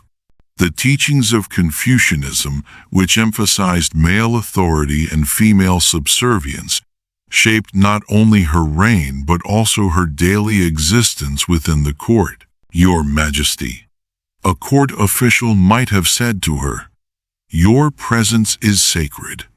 But remember, it is the shogunate that governs Japan's future." In Confucian philosophy, women were expected to be the moral backbone of their families, ensuring the stability of the family unit through their virtue and quiet support. Meisho's role, then, was to embody this moral and spiritual strength, representing the continuity of Japan's imperial legacy. As the emperor, a scholar might have explained to her, "You are the bridge between heaven and earth, a symbol of our nation's divine right. You may not wield political power, but you ensure that the imperial family remains sacred, keeping the spiritual harmony of the nation intact." This expectation that Meisho's influence was spiritual rather than political was in direct alignment with Confucian ideals, which emphasized the importance of moral leadership over political involvement for women. The limitations imposed on Meisho by Confucian gender norms were also reflected in her interactions with the male members of the imperial family and the court. Despite her title as emperor, Meisho's authority in matters of governance was always viewed through the lens of her gender. The men around her, from her family members to her advisors, saw her as a symbol of Japan's continuity rather than a ruler capable of shaping its future. "Your Majesty," a trusted family member might have said, "your strength is in maintaining our traditions, not in challenging the established order.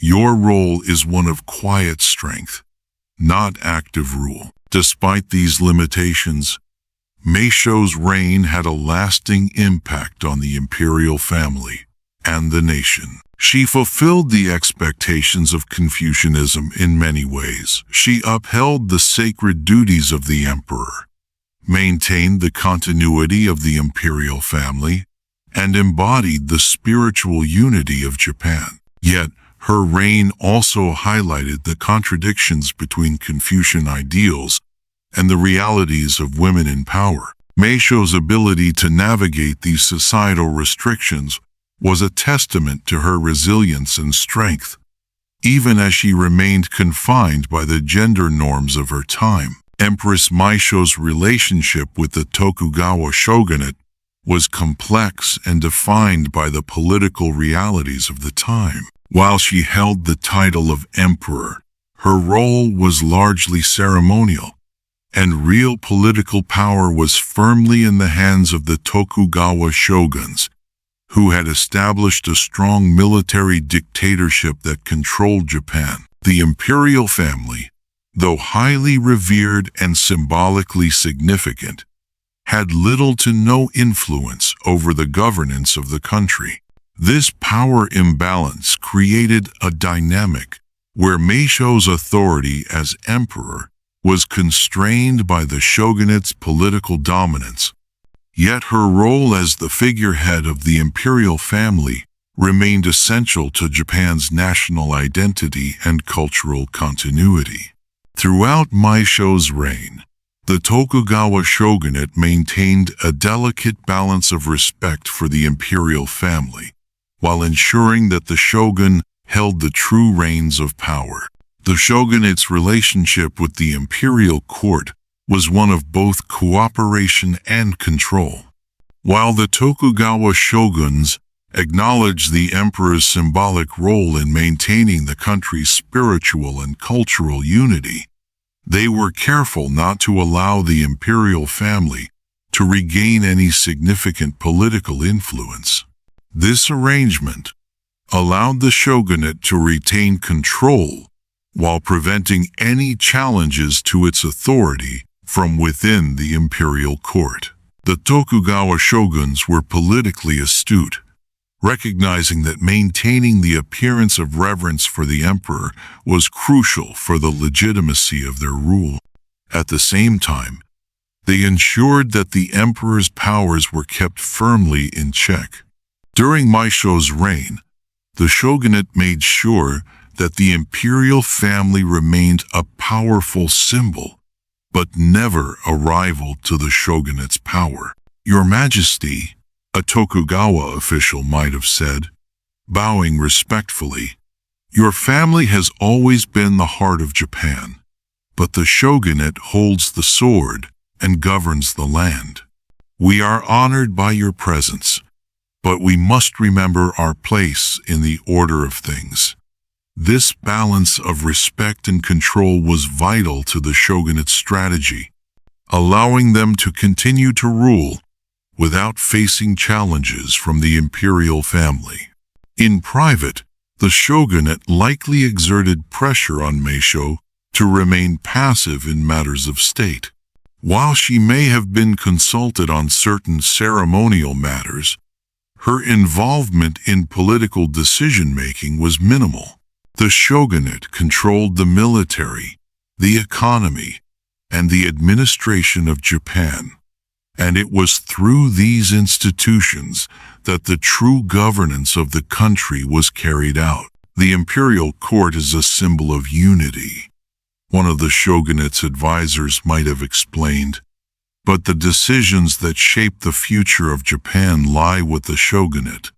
Your role is to preserve the dignity of the family, not to challenge our authority. Despite these constraints, Meisho's position in the imperial family meant that her actions were always watched by the shogunate. They could not afford to completely ignore her or undermine the imperial family's sacred status. At the same time, they were wary of any actions she might take that could shift the balance of power. Meisho was often caught in a delicate position, where her ceremonial duties were viewed as essential, but her political agency was heavily restricted. "You represent the divine will of the nation," a senior shogunate official might have said, "but it is our responsibility to lead the nation. We will guide you, as we always have." Her relationship with the shogunate was also marked by mutual necessity. While the Tokugawa shoguns relied on the imperial family's divine legitimacy to reinforce their rule, the imperial family needed the shogunate's military power to maintain its status. This created a partnership, albeit one that was unequal. "The shogunate governs the earthly realm," a Tokugawa court member might have remarked, "but the emperor is the guardian of our spiritual and cultural heritage." This arrangement, though necessary for both sides, was constantly strained by the underlying tension between the shogunate's political dominance and the imperial family's symbolic authority. During her reign, Meisho likely had to walk a fine line in her interactions with the shogunate. While she performed the duties expected of her as emperor, such as presiding over religious ceremonies, she was always aware that her political power was circumscribed. The Tokugawa shoguns, while acknowledging her as the emperor, never allowed her to become involved in political decisions. The imperial court, despite its prestige, had no real say in the governance of Japan. This reality likely weighed heavily on Meisho, who was the emperor in name but not in function. At court, this power dynamic played out in the form of subtle exchanges between Meisho and the shogunate officials. "Your Majesty," a Tokugawa representative might have said during one of their rare meetings, "the nation is united under the imperial family, but it is our duty to ensure the peace of the realm. We will maintain that peace, as we have always done."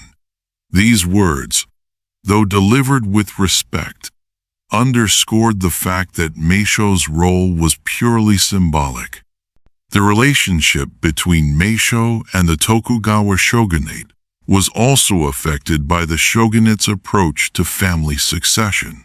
Though Meisho was emperor, the Tokugawa shoguns were keenly aware of the need for a strong, male successor to maintain the power structure of the nation. They likely encouraged Meisho to focus on producing a male heir to the throne, ensuring the continuity of the imperial family. The strength of the imperial family, a shogunate official might have quietly advised, depends on the succession of strong heirs. You must continue our nation's legacy, even as your own role remains symbolic. Despite the challenges Meisho faced, her relationship with the Tokugawa shogunate was ultimately one of pragmatism. The shogunate relied on the imperial family's sacred status to legitimize their rule, and the imperial family needed the shogunate's power to maintain their position.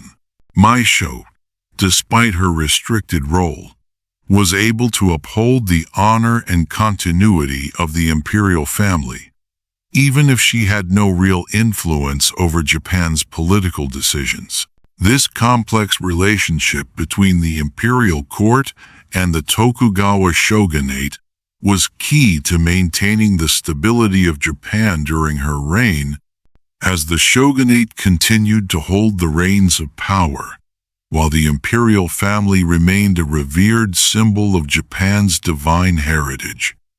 Empress Meisho's personal life, though often overshadowed by the political dynamics of her reign, was shaped by both familial connections and the weight of her unique position as the only female emperor in Japanese history during the Edo period. Born into the imperial family, Meisho was the daughter of Emperor Go-Mizunoo and Empress Tofukumonin. Her early life was spent in the shadow of her powerful family, where expectations for her behavior were tightly bound by the Confucian principles of the time. Despite being part of the royal family, her role as a woman in the court was defined by societal norms that placed her outside the circles of political power. Her relationship with her father, Emperor Go-Mizunoo, was likely one of guidance and influence, particularly during the early years of her reign. As a child, Meisho would have been prepared for the role of empress under his watchful eye. After Go-Mizunoo's abdication, Meisho ascended to the throne in 1629, but his presence in her life remained significant. Although no longer an active ruler, her father's experience and advice were likely invaluable as Meisho navigated the complex political landscape of her reign. Their relationship, while distant due to the hierarchical nature of the imperial family, would have still carried the weight of the legacy they shared as members of the royal bloodline. "Remember, my daughter, go," Mizuno might have said in private moments. "You are the embodiment of our divine heritage. It is your duty to preserve this legacy, even if the political power is not yours to wield." And, despite his absence from active rule, Go Mizuno's influence would have been deeply felt in Meisho's daily life. Perhaps in quieter moments, Meisho would have sought his counsel, asking for advice on how to balance the expectations placed upon her as both a ruler and a woman. She might have asked, "Father, how am I to fulfill the sacred duties of the emperor when my influence is so limited by my gender?" Go Mizuno, ever the experienced and thoughtful ruler, might have offered words of reassurance. "My dear, it is not always through direct power that one shapes the course of a nation. The emperor's role is to sustain the spiritual and cultural unity of the people, to preserve the continuity of our family's legacy. It is through these duties, not through politics, that your reign will be remembered." While Meisho's father likely offered guidance and strength, her relationship with other family members, especially her siblings, would have been more complex. As the only female emperor, Meisho had to navigate not only her royal duties, but also the intricate family dynamics. Her siblings, particularly her brothers, were raised in the shadow of the traditional role of men as rulers, and it is possible that there were unspoken tensions regarding her ascension to the throne. Despite the honor of being the emperor, her position was seen by many as temporary, and her brothers, though supportive, might have viewed her reign with a mix of respect and quiet skepticism. In private conversations, Meisho's siblings might have expressed their thoughts more freely, knowing that, as a woman, her reign was not expected to last long. "Your Majesty," one of her brothers might have said with a bow, "we all know the strength of the imperial family lies in its men. You fulfill an important role, but the future of the nation will lie with the sons who follow." Meisho, though accepting of the reality, would have responded with a quiet strength. "I may be a woman, but my reign carries the legacy of this family as much as any man's. My duty is to preserve what has been passed to me, even if I do not wield the same power that men do." At the same time, Meisho's position as emperor may have been a source of isolation for her. While she performed her duties with grace and dignity, her interactions with others were shaped by the rigid gender expectations of the time. The court officials, though deferential, would have treated her with a respectful distance, aware that her power was constrained by societal norms. Meisho's voice, though that of the emperor, was seldom taken as seriously as that of her male counterparts. During important decisions, she might have been consulted, but her opinions were often treated as secondary to the will of the shogunate. One evening, after a court meeting, Meisho might have shared her thoughts with a trusted confidant. "Do you ever wonder?" she might have asked, her voice soft but heavy with emotion. "If my role could be more than just ceremonial? If my thoughts on the future of this nation might carry more weight than mere symbolism?" Her confidant, understanding the tension in her words, might have replied, "Your Majesty, your strength is in the legacy you uphold, the traditions you preserve. It is not the power of the sword, but the strength of the spirit that you carry." And that, too, is a form of leadership. In these quiet moments, Meisho's internal struggle would have become clear. She may have wished to wield the power that came with being emperor to shape the political future of Japan, but the reality of her gender constrained her to a symbolic role, one that, while important, was not marked by the same authority as the shogunates.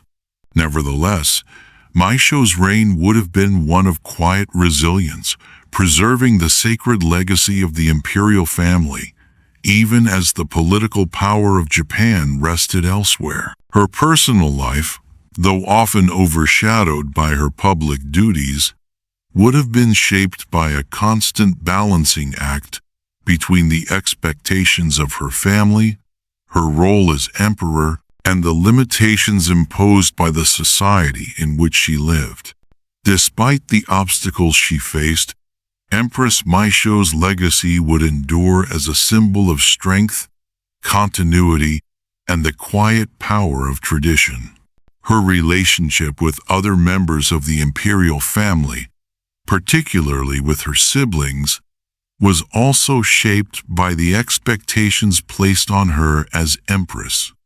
Though there were likely familial bonds of love and support, the imperial family's position in Japanese society was dictated by strict rules and hierarchy. Meisho's siblings would have understood that her role was not simply a personal journey but a continuation of the imperial line, and their relationships with her, while cordial, were probably bound by the political realities of the time. "Your Majesty," one of her younger siblings might have said with deep respect, "your reign ensures that the imperial family remains intact, but we too are bound by the traditions of our ancestors." In terms of her personal relationships outside of her family, Meisho's position as the only female emperor meant that she had to live a life of relative isolation, with limited interaction with potential suitors or companions. Marriage, in this context, was not a personal choice but a political necessity, and as an emperor, Meisho's marriage was likely arranged with political alliances in mind. However, her reign did not focus on such relationships in the same way a male emperor might have, as her role was centered around ceremonial duties and spiritual leadership rather than family building. The pressure to produce an heir, especially a male heir, was a constant aspect of her life, and though she may have sought emotional support from those around her, her ability to form intimate, personal connections was constrained by her title and the expectations of her gender. Despite the constraints placed on her, Empress Meisho's legacy as the first and only female emperor of Japan during the Edo period is profound. She reigned for a significant portion of the 17th century, from 1629 until 1643, and her time on the throne marked a key moment in the history of the imperial family. While her reign was largely symbolic, it was also a reminder of the enduring cultural and spiritual power of the imperial family. Even in an era when real political power was controlled by the Tokugawa shogunate, her legacy, however, is not just about the title she held, but about the role she played in maintaining the continuity of Japan's imperial tradition. In a society where women were expected to stay within the confines of the domestic sphere, Meisho's reign represented an anomaly, a rare break from the patriarchal norms that governed the political and social systems of the time. Despite the limitations of her power, she became a symbol of the imperial family's endurance and the cultural strength of Japan. She was the emperor, one historian might have remarked, but her reign was about preserving the identity of the nation, rather than shaping its future through political power. As the only female emperor, Meisho's legacy also holds a special place in the broader narrative of women in leadership. She stands as an example of resilience, as she navigated a world that largely viewed her role as temporary and symbolic. Her reign was a reminder that while women were excluded from the political arena, they were still able to contribute to the cultural and spiritual life of the nation. Meisho's reign, though short and largely ceremonial, left an indelible mark on the history of the imperial family and Japan's imperial identity. The imperial family's strength is not just in its bloodline, but in its spirit. Another historian might have written, Meisho's reign, though not marked by political power, demonstrated the lasting power of the emperor as a symbol of Japan's continuity. Her descendants, too, would carry the weight of her legacy. Though Meisho's reign did not result in a long line of female emperors, it helped solidify the imperial family's importance and its connection to Japan's divine origins. Her time on the throne proved that the imperial family, despite its limited political influence, was still a vital part of Japan's national identity. The symbolic nature of her reign did not diminish its significance in the eyes of the people, and as the years passed, her role as the first and only female emperor would be remembered as a unique chapter in Japan's history. Portraits of Empress Meisho, often showing her in elaborate robes and surrounded by the symbols of her imperial role, are reminders of her lasting impact. Her image, serene and dignified, continues to be a symbol of the imperial family's perseverance. Though her reign may not have changed the political landscape of Japan, it preserved the spiritual and cultural integrity of the imperial family. Her legacy lives on in the memory of her reign and the enduring power of the imperial family, which continues to hold symbolic importance in Japan to this day. Through her, the imperial family's divine heritage was kept alive, and though she was constrained by her time and her gender, Meisho's reign remains a testament to the strength of the imperial tradition. Empress Meisho's reign, though defined by the constraints placed on her as a female emperor, coincided with a period of cultural flourishing in Japan. The Edo period, particularly during the early years of her reign, was a time when the arts, literature, and various cultural practices blossomed under the peaceful and stable rule of the Tokugawa shogunate. While Meisho's role in political affairs was limited, her position as emperor allowed her to preside over and influence the cultural and ceremonial life of Japan, ensuring the continued growth of Japan's rich cultural traditions. As empress, Meisho was at the heart of a vibrant cultural era. The arts, particularly ukiyo-e, woodblock printing, haiku poetry, and keiyo, courtly poetry, flourished during this period. The imperial court, even under the shadow of the Tokugawa shogunate's political dominance, continued to be a patron of the arts. Meisho's involvement in court ceremonies and religious rituals helped ensure that Japan's cultural practices were preserved and passed down. Though she had little influence over the political affairs of the country, Meisho's role as the spiritual leader of the nation made her an essential figure in maintaining the symbolic and cultural legacy of the imperial family. During her reign, Japan's isolation under the Sakoku policy also contributed to a rich period of internal cultural development. The arts were nurtured within the confines of the country, and Meisho, as the emperor, would have been at the forefront of these cultural expressions, providing a sense of continuity and stability.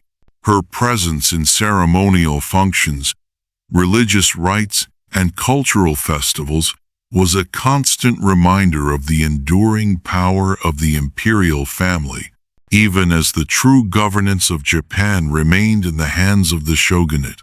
Your Majesty, one of Meisho's court advisors might have said during a ceremony, bowing respectfully, the people of Japan looked to the imperial family not just for political guidance, but for spiritual and cultural strength. Your presence at these events affirms the nation's unity, even when the political decisions lie with others. Meisho, aware of her symbolic power, would have replied, I understand. The power of the emperor lies not in the sword, but in the soul of the nation. It is through these rituals and ceremonies that the spirit of Japan is sustained. Ember. Despite the limits placed on her role, Meisho's reign was significant for the ways in which she embodied the cultural and spiritual continuity of the imperial family.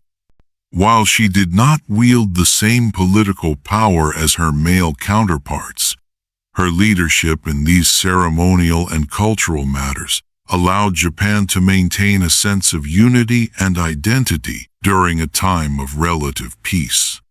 Meisho's participation in the arts and culture, even if only symbolic, ensured that the legacy of the imperial family remained intact, and that the spiritual and cultural foundation of Japan was preserved. Her legacy as empress lives on, not just in the formalities of her reign, but in the cultural flourishing that occurred during her time.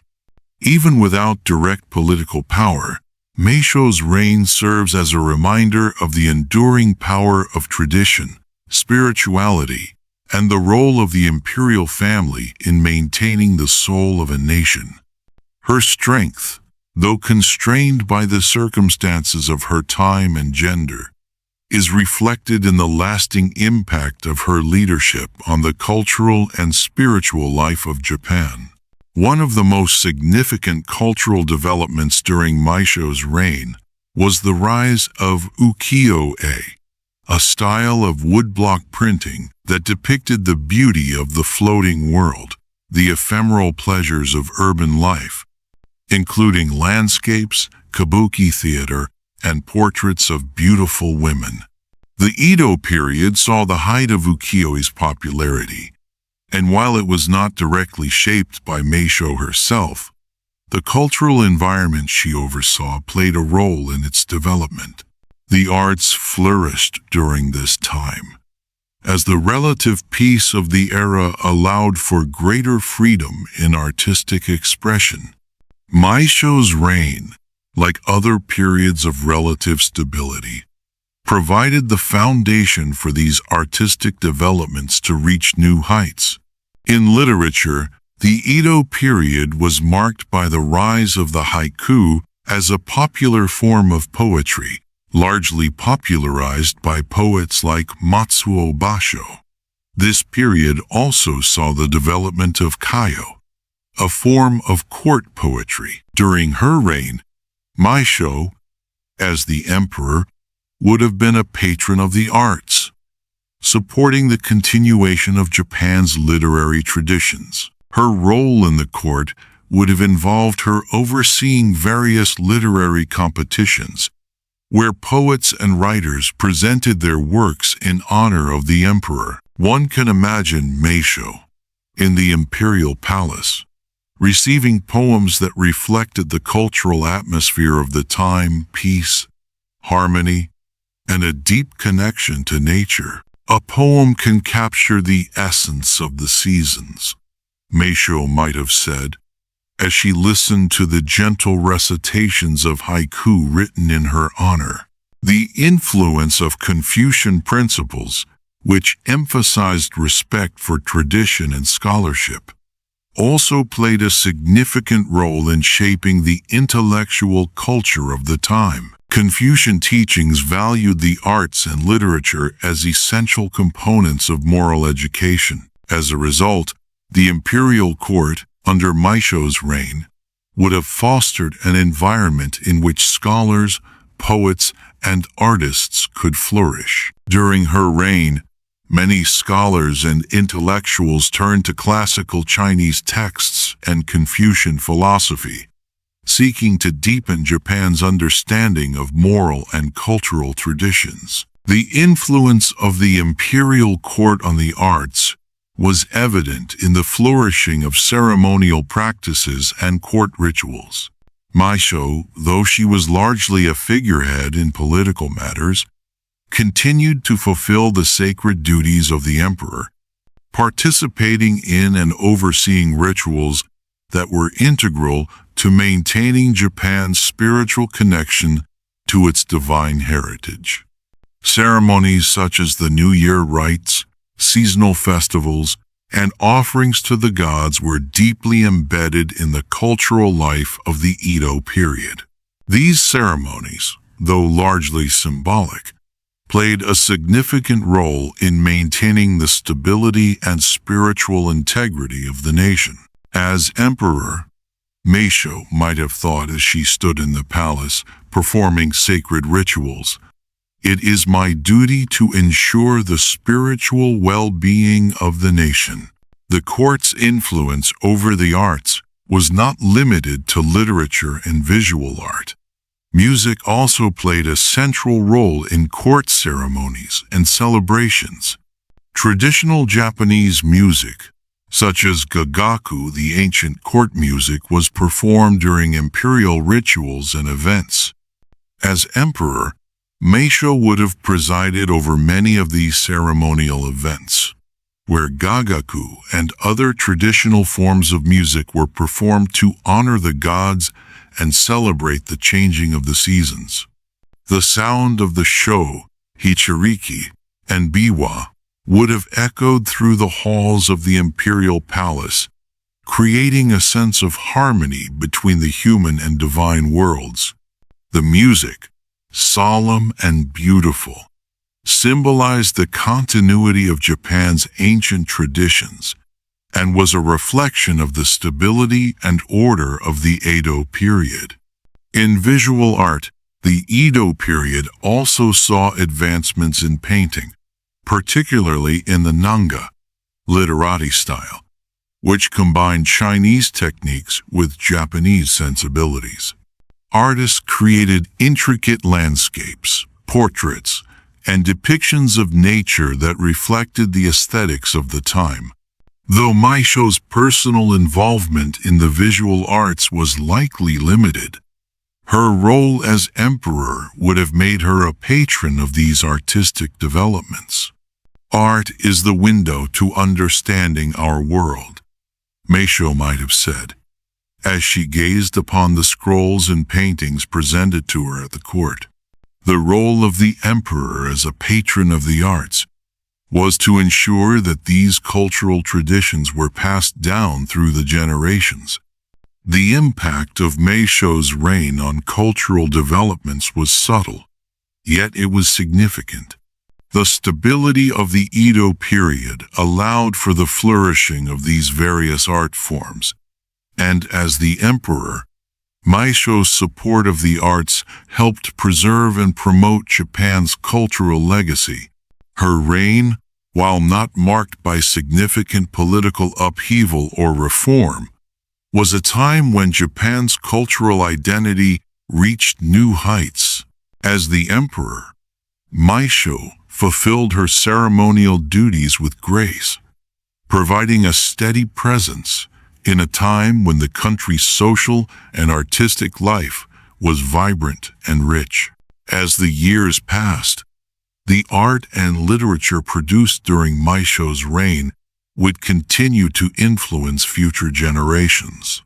The ukiyo-e artists, the poets, and the musicians of her time left behind a legacy that would be remembered as a high point in Japan's cultural history. Portraits of Meisho and her descendants, often depicted in the traditional robes of the imperial family, serve as reminders of her role in maintaining Japan's cultural continuity.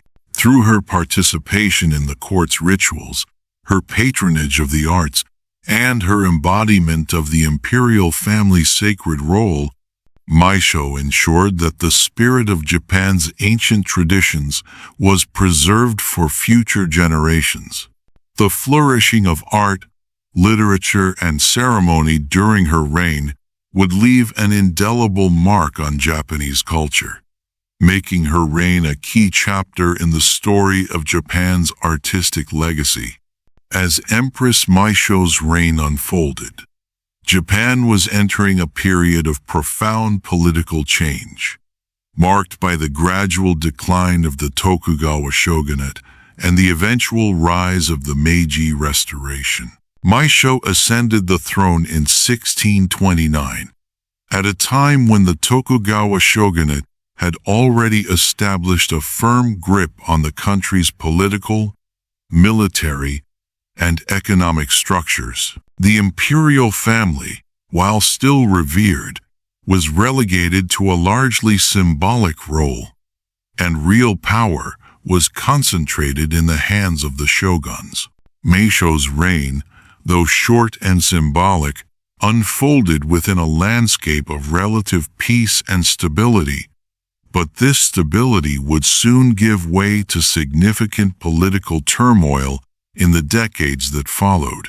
One evening, as Meisho sat in the palace, a senior court official entered with a heavy expression, aware of the subtle tensions within the political landscape. "Your Majesty," the official began, bowing deeply, "the shogunate has shown no signs of relaxing its grip on the nation.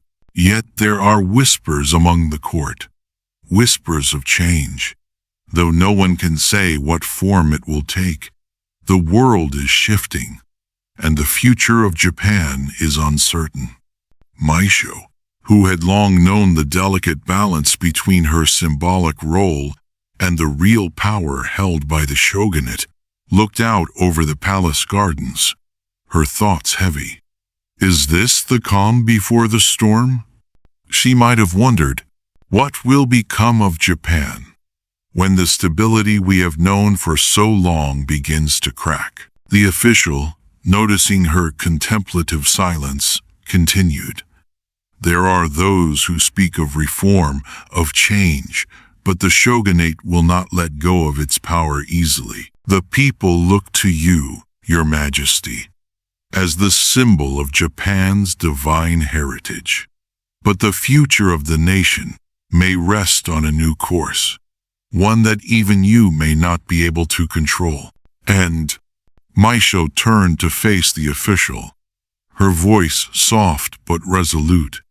"I am the emperor, yet I have no real power. My role is to preserve the spirit of Japan, to ensure that the traditions of the imperial family remain intact. But what happens when those traditions clash with the changing tides of time?" The official, sensing the depth of her thoughts, chose his words carefully. "The changing world is inevitable, Your Majesty. You are the embodiment of Japan's past, but the future may look very different. The Meiji Restoration, as they say, will bring about an era of transformation. Perhaps it will be a time when the emperor's role is redefined, but the true power will no longer lie with the shogunate." Meisho's heart, though steady, must have been heavy with the knowledge that her reign, though it preserved Japan's spiritual and cultural continuity, would not be the final chapter in Japan's evolving story. "I understand," she would have replied quietly. "And yet, if change is inevitable, my duty remains unchanged. I will continue to uphold the traditions of the imperial family as long as I am able. But I fear the coming winds of change may sweep even the imperial family along with them. In the years that followed, Meisho's role as emperor would remain largely symbolic, but her leadership would continue to resonate through Japan's cultural and spiritual life. As the political landscape shifted and the Tokugawa shogunate began to unravel, Meisho's legacy would be carried forward, not by the political reforms that followed, but by the enduring spirit of the imperial family that had been upheld throughout her reign. Though she had little power to shape the political future of Japan, her influence in maintaining the cultural and spiritual unity of the nation would continue to echo through history. The Tokugawa shogunate, which had maintained a strict policy of isolationism and central control for over 2 centuries, began to show signs of internal decay during the early 19th century. The shogunate's grip on power weakened due to internal strife, economic difficulties, and increasing pressure from Western powers seeking to open Japan to trade. The arrival of Commodore Matthew Perry from the United States in 1853, followed by the signing of the Treaty of Kanagawa in 1854, forced Japan to confront the realities of its isolationist policies and the growing influence of foreign powers. This external pressure, coupled with mounting dissatisfaction within Japan, contributed to the erosion of the Tokugawa shogunate's authority. Meisho's reign coincided with the final years of the Tokugawa era, and though she had little direct involvement in political affairs, her position as emperor was still of symbolic importance. The imperial family remained the spiritual and cultural backbone of the nation, and despite the shogunate's dominance, the emperor's role as a figurehead of Japan's divine heritage was not lost on those who sought change. As the country faced increasing pressure from abroad and growing unrest within, many reformers began to rally around the idea of restoring power to the emperor, culminating in the movement to overthrow the Tokugawa shogunate and restore imperial rule. Though Meisho's direct influence on political events was minimal, her symbolic role as the emperor made her a key figure in the transition from the Edo period to the Meiji Restoration. The ideals of Sono Joy, the slogan meaning revere the emperor, expel the barbarians gained traction among various factions, including samurai and intellectuals, who sought to overthrow the shogunate and restore the emperor to power. In this context, Meisho's position, while largely ceremonial, became an important symbol for those advocating for imperial restoration. The imperial family, which had been sidelined for over 2 centuries, was now seen as a unifying force around which Japan's national identity could be rebuilt. However, Meisho's reign ended in 1643, long before the final collapse of the Tokugawa shogunate in the 1862 and the eventual restoration of imperial rule in 1868. By the time the Meiji Restoration took place, the imperial family, under the leadership of Emperor Meiji, regained political power, and Japan was undergoing rapid modernization. Nonetheless, the period of Meisho's reign marked a time of both continuity and change. While the imperial family was largely confined to ceremonial duties during her time on the throne, it was precisely this continuity that helped pave the way for the imperial family's resurgence in the years leading up to the Meiji Restoration. Her reign, though largely symbolic, played a part in ensuring the imperial family's survival through an era of tumultuous political shifts. The end of the Edo period and the rise of the Meiji Restoration were a result of various factors, including the breakdown of the Tokugawa shogunate's control and the increasing demand for political and social reform. As the new Meiji government began to consolidate power, the imperial family was restored to a central position, and Japan began its rapid transformation into a modern, industrialized nation. The Meiji Restoration, which officially ended the centuries-long period of shogunate rule, sought to modernize Japan by adopting Western technologies, institutions, and political structures, while also maintaining the emperor as the central figure of the nation. One evening, as Meisho sat in the quiet of the imperial palace, a trusted advisor might have approached her, his face grave with the knowledge of the political changes sweeping across Japan. "Your Majesty," he might have said, bowing deeply, "the tides of change are upon us. The shogunate's control is slipping, and whispers of a new government rise. The Meiji Restoration is drawing near, and with it, the possibility of profound change." Meisho, though a figurehead, would have understood the weight of his words. "Change is inevitable," she might have said softly. "But will it change the role of the imperial family?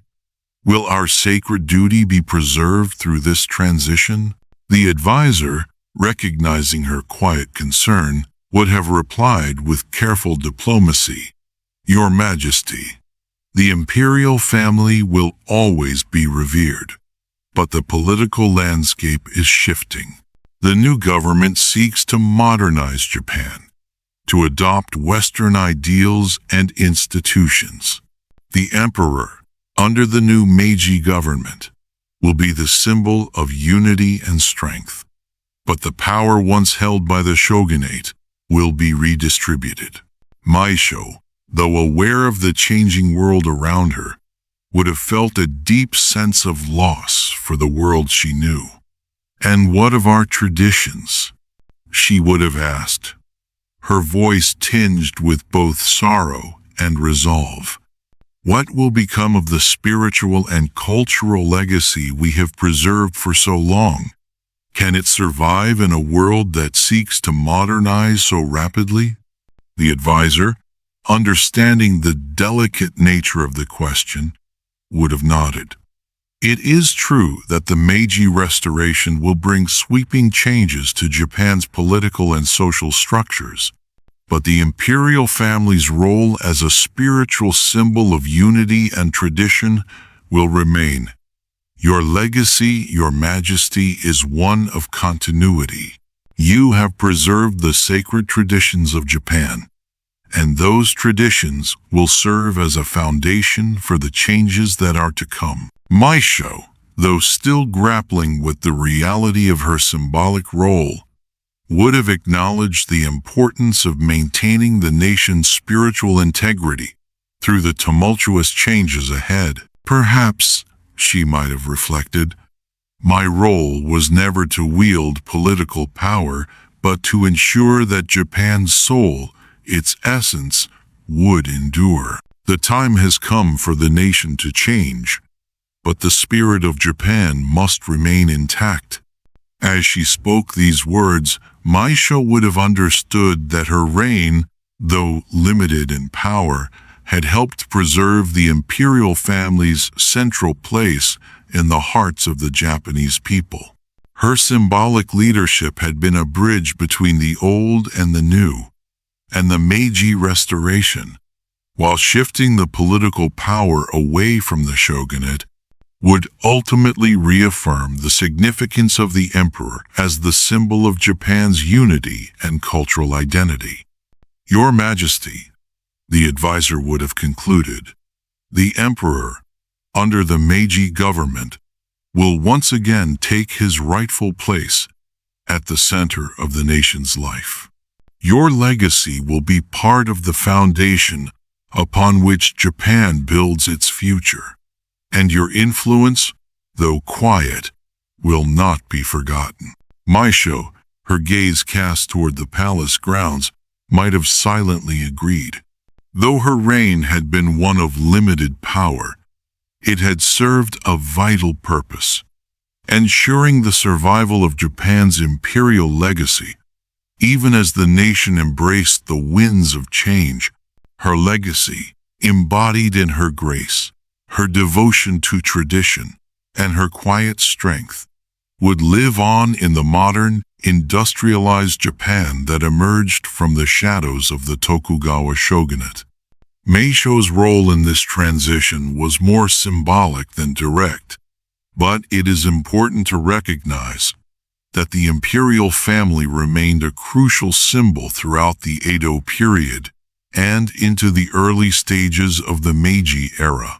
Her reign contributed to the preservation of the imperial family's spiritual and cultural authority, which would later prove vital when Japan transitioned from a feudal society to a modern state. Although Meisho's reign did not directly influence the political changes of the time, it was part of a larger process in which the role of the emperor shifted from a symbolic figurehead to an active, albeit ceremonial, leader in the new Meiji government.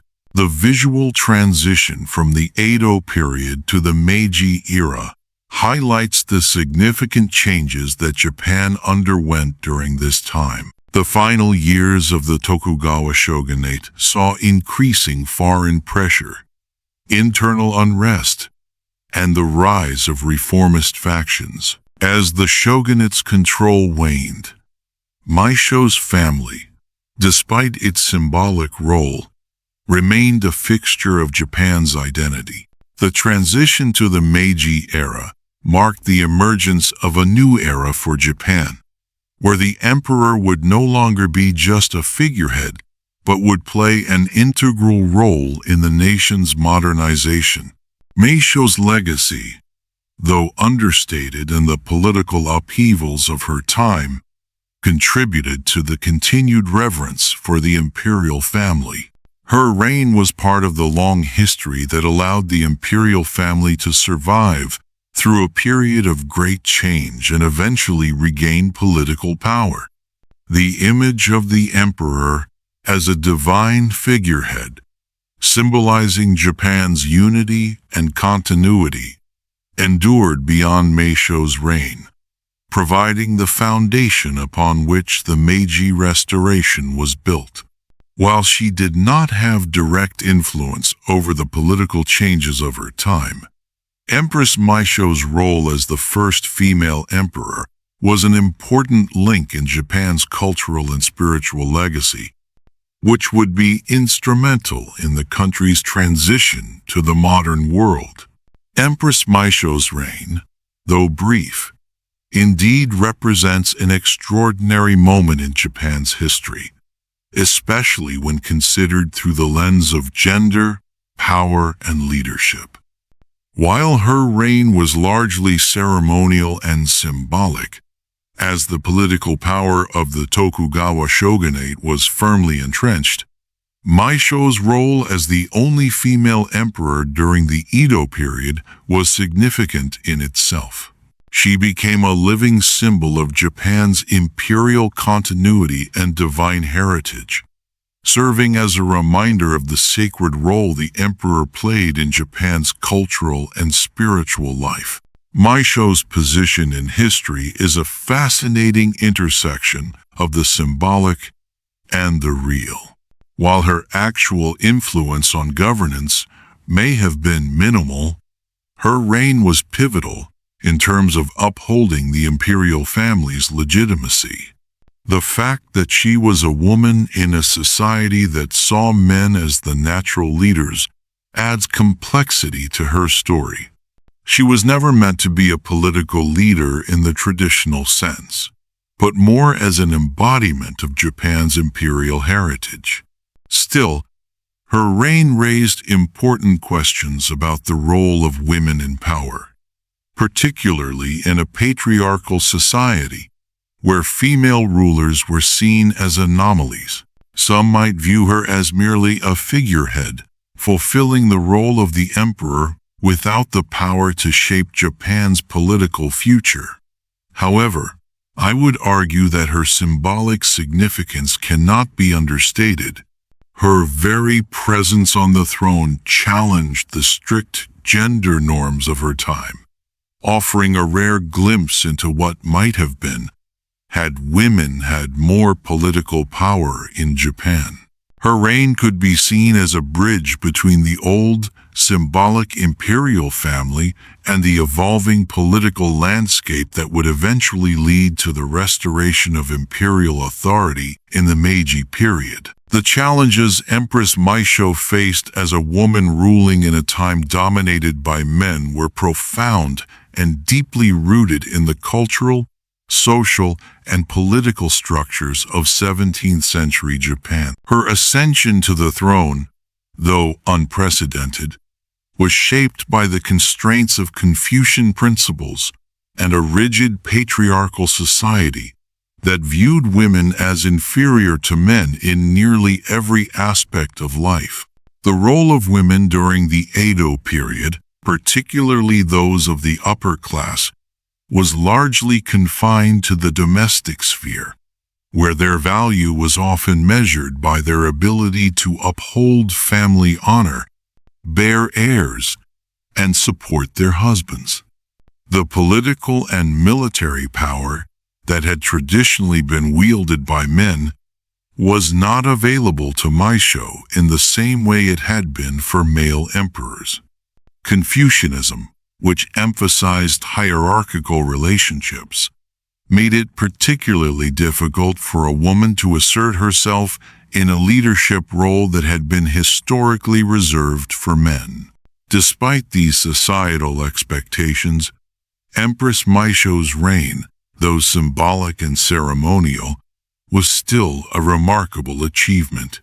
Her leadership may not have involved political governance in the traditional sense, but she became the embodiment of the imperial family's sacred connection to Japan's divine origins. As emperor, Meisho fulfilled key ceremonial duties that were essential in maintaining the cultural and spiritual authority of the imperial family. She upheld rituals, prayers, and customs that were central to Japan's national identity, thus preserving the continuity of the imperial legacy. While her reign did not challenge the political power of the Tokugawa shogunate, her role allowed the imperial family to remain a central and revered symbol of unity and tradition. In that way, Meisho's leadership was crucial in keeping the cultural identity of Japan intact, even as political power was concentrated elsewhere. Her leadership,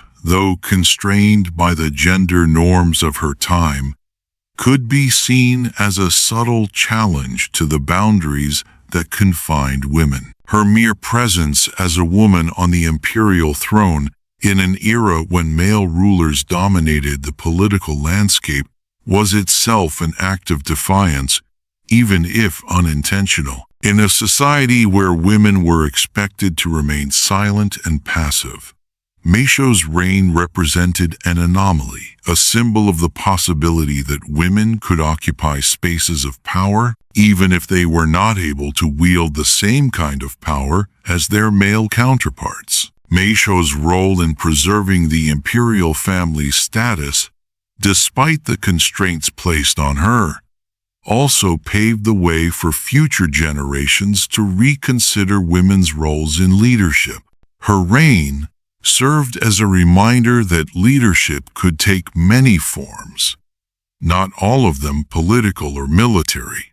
By maintaining the imperial family's spiritual and cultural authority, she kept alive the possibility that women, too, could hold positions of influence, even in the most patriarchal of societies. Her leadership thus became a quiet but potent symbol for the potential of women to shape society in ways that extended beyond the traditional boundaries of gender. When considering Meisho's place within the broader context of Japanese history, it is essential to reflect on the role that women played or, more often, were excluded from in positions of power during the Edo period.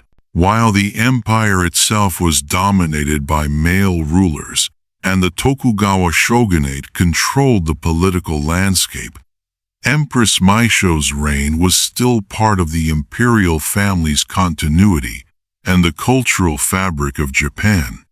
Her leadership, though not political in nature, was essential in maintaining the stability and legitimacy of the imperial system, a feat that would have been unthinkable without the recognition of the emperor's symbolic importance. Looking at the larger narrative of women's roles in history, Meisho's reign serves as a poignant reminder of the significant challenges women faced in asserting themselves in leadership positions, especially in deeply patriarchal societies.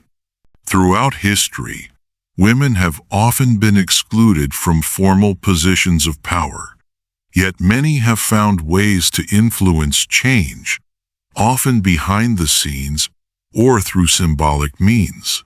Meisho, though never able to fully exercise political authority, was still a key figure in ensuring the preservation of Japan's imperial identity.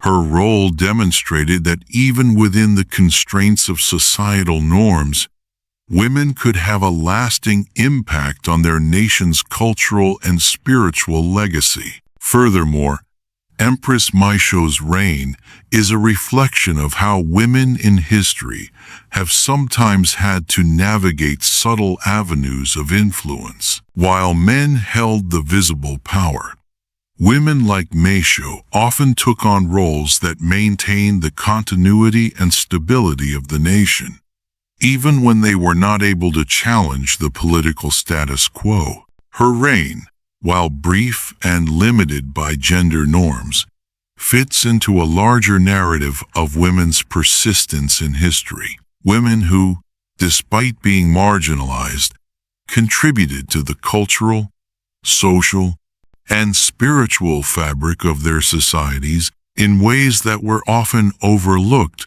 but never insignificant. As we look at Meisho's reign in the context of global history, we can begin to understand the wider implications of gender and power, especially in systems where women were systematically excluded from political authority. How do we reconcile the fact that history often overlooks the contributions of women in leadership roles? Meisho's reign provides an opportunity to reflect on the many ways women have influenced history, even when they were not allowed to fully control their circumstances. I'd love to hear your thoughts on Empress Meisho's legacy.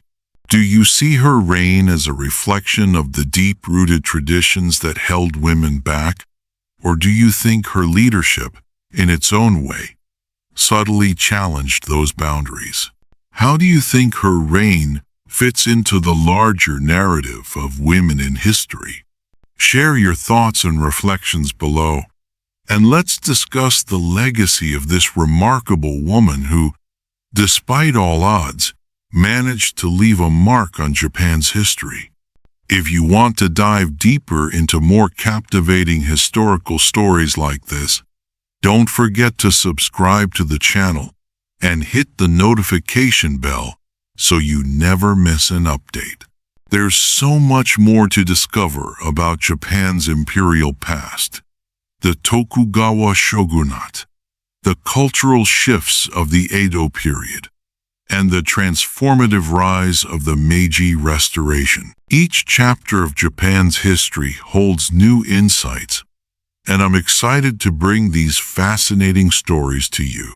Stay tuned, because the next chapter in Japan's incredible journey is just around the corner, and trust me, you won't want to miss it. Feel free to leave any questions, thoughts, or reflections in the comments below. I love hearing from you and engaging in discussions about these amazing historical moments. Your input is always appreciated, And it's great to share this journey with such a thoughtful audience. Whether you're new to this topic or a longtime history lover, I'm excited to continue this exploration together. Thank you so much for joining us today.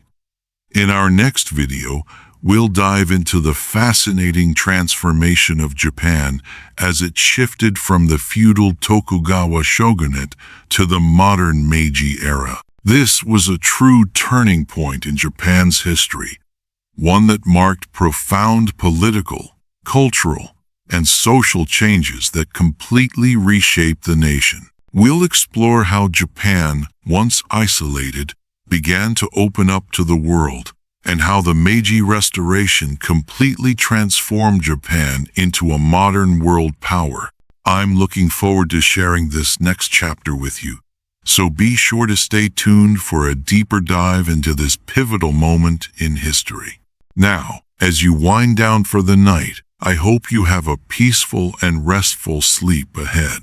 May your dreams be sweet, and may you wake up tomorrow feeling refreshed, energized, and ready to take on whatever the day brings. Remember to take care of yourself, and I'll be here when you're ready for more historical adventures.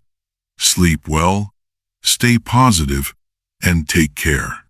I'll see you in the next video. Sweet dreams.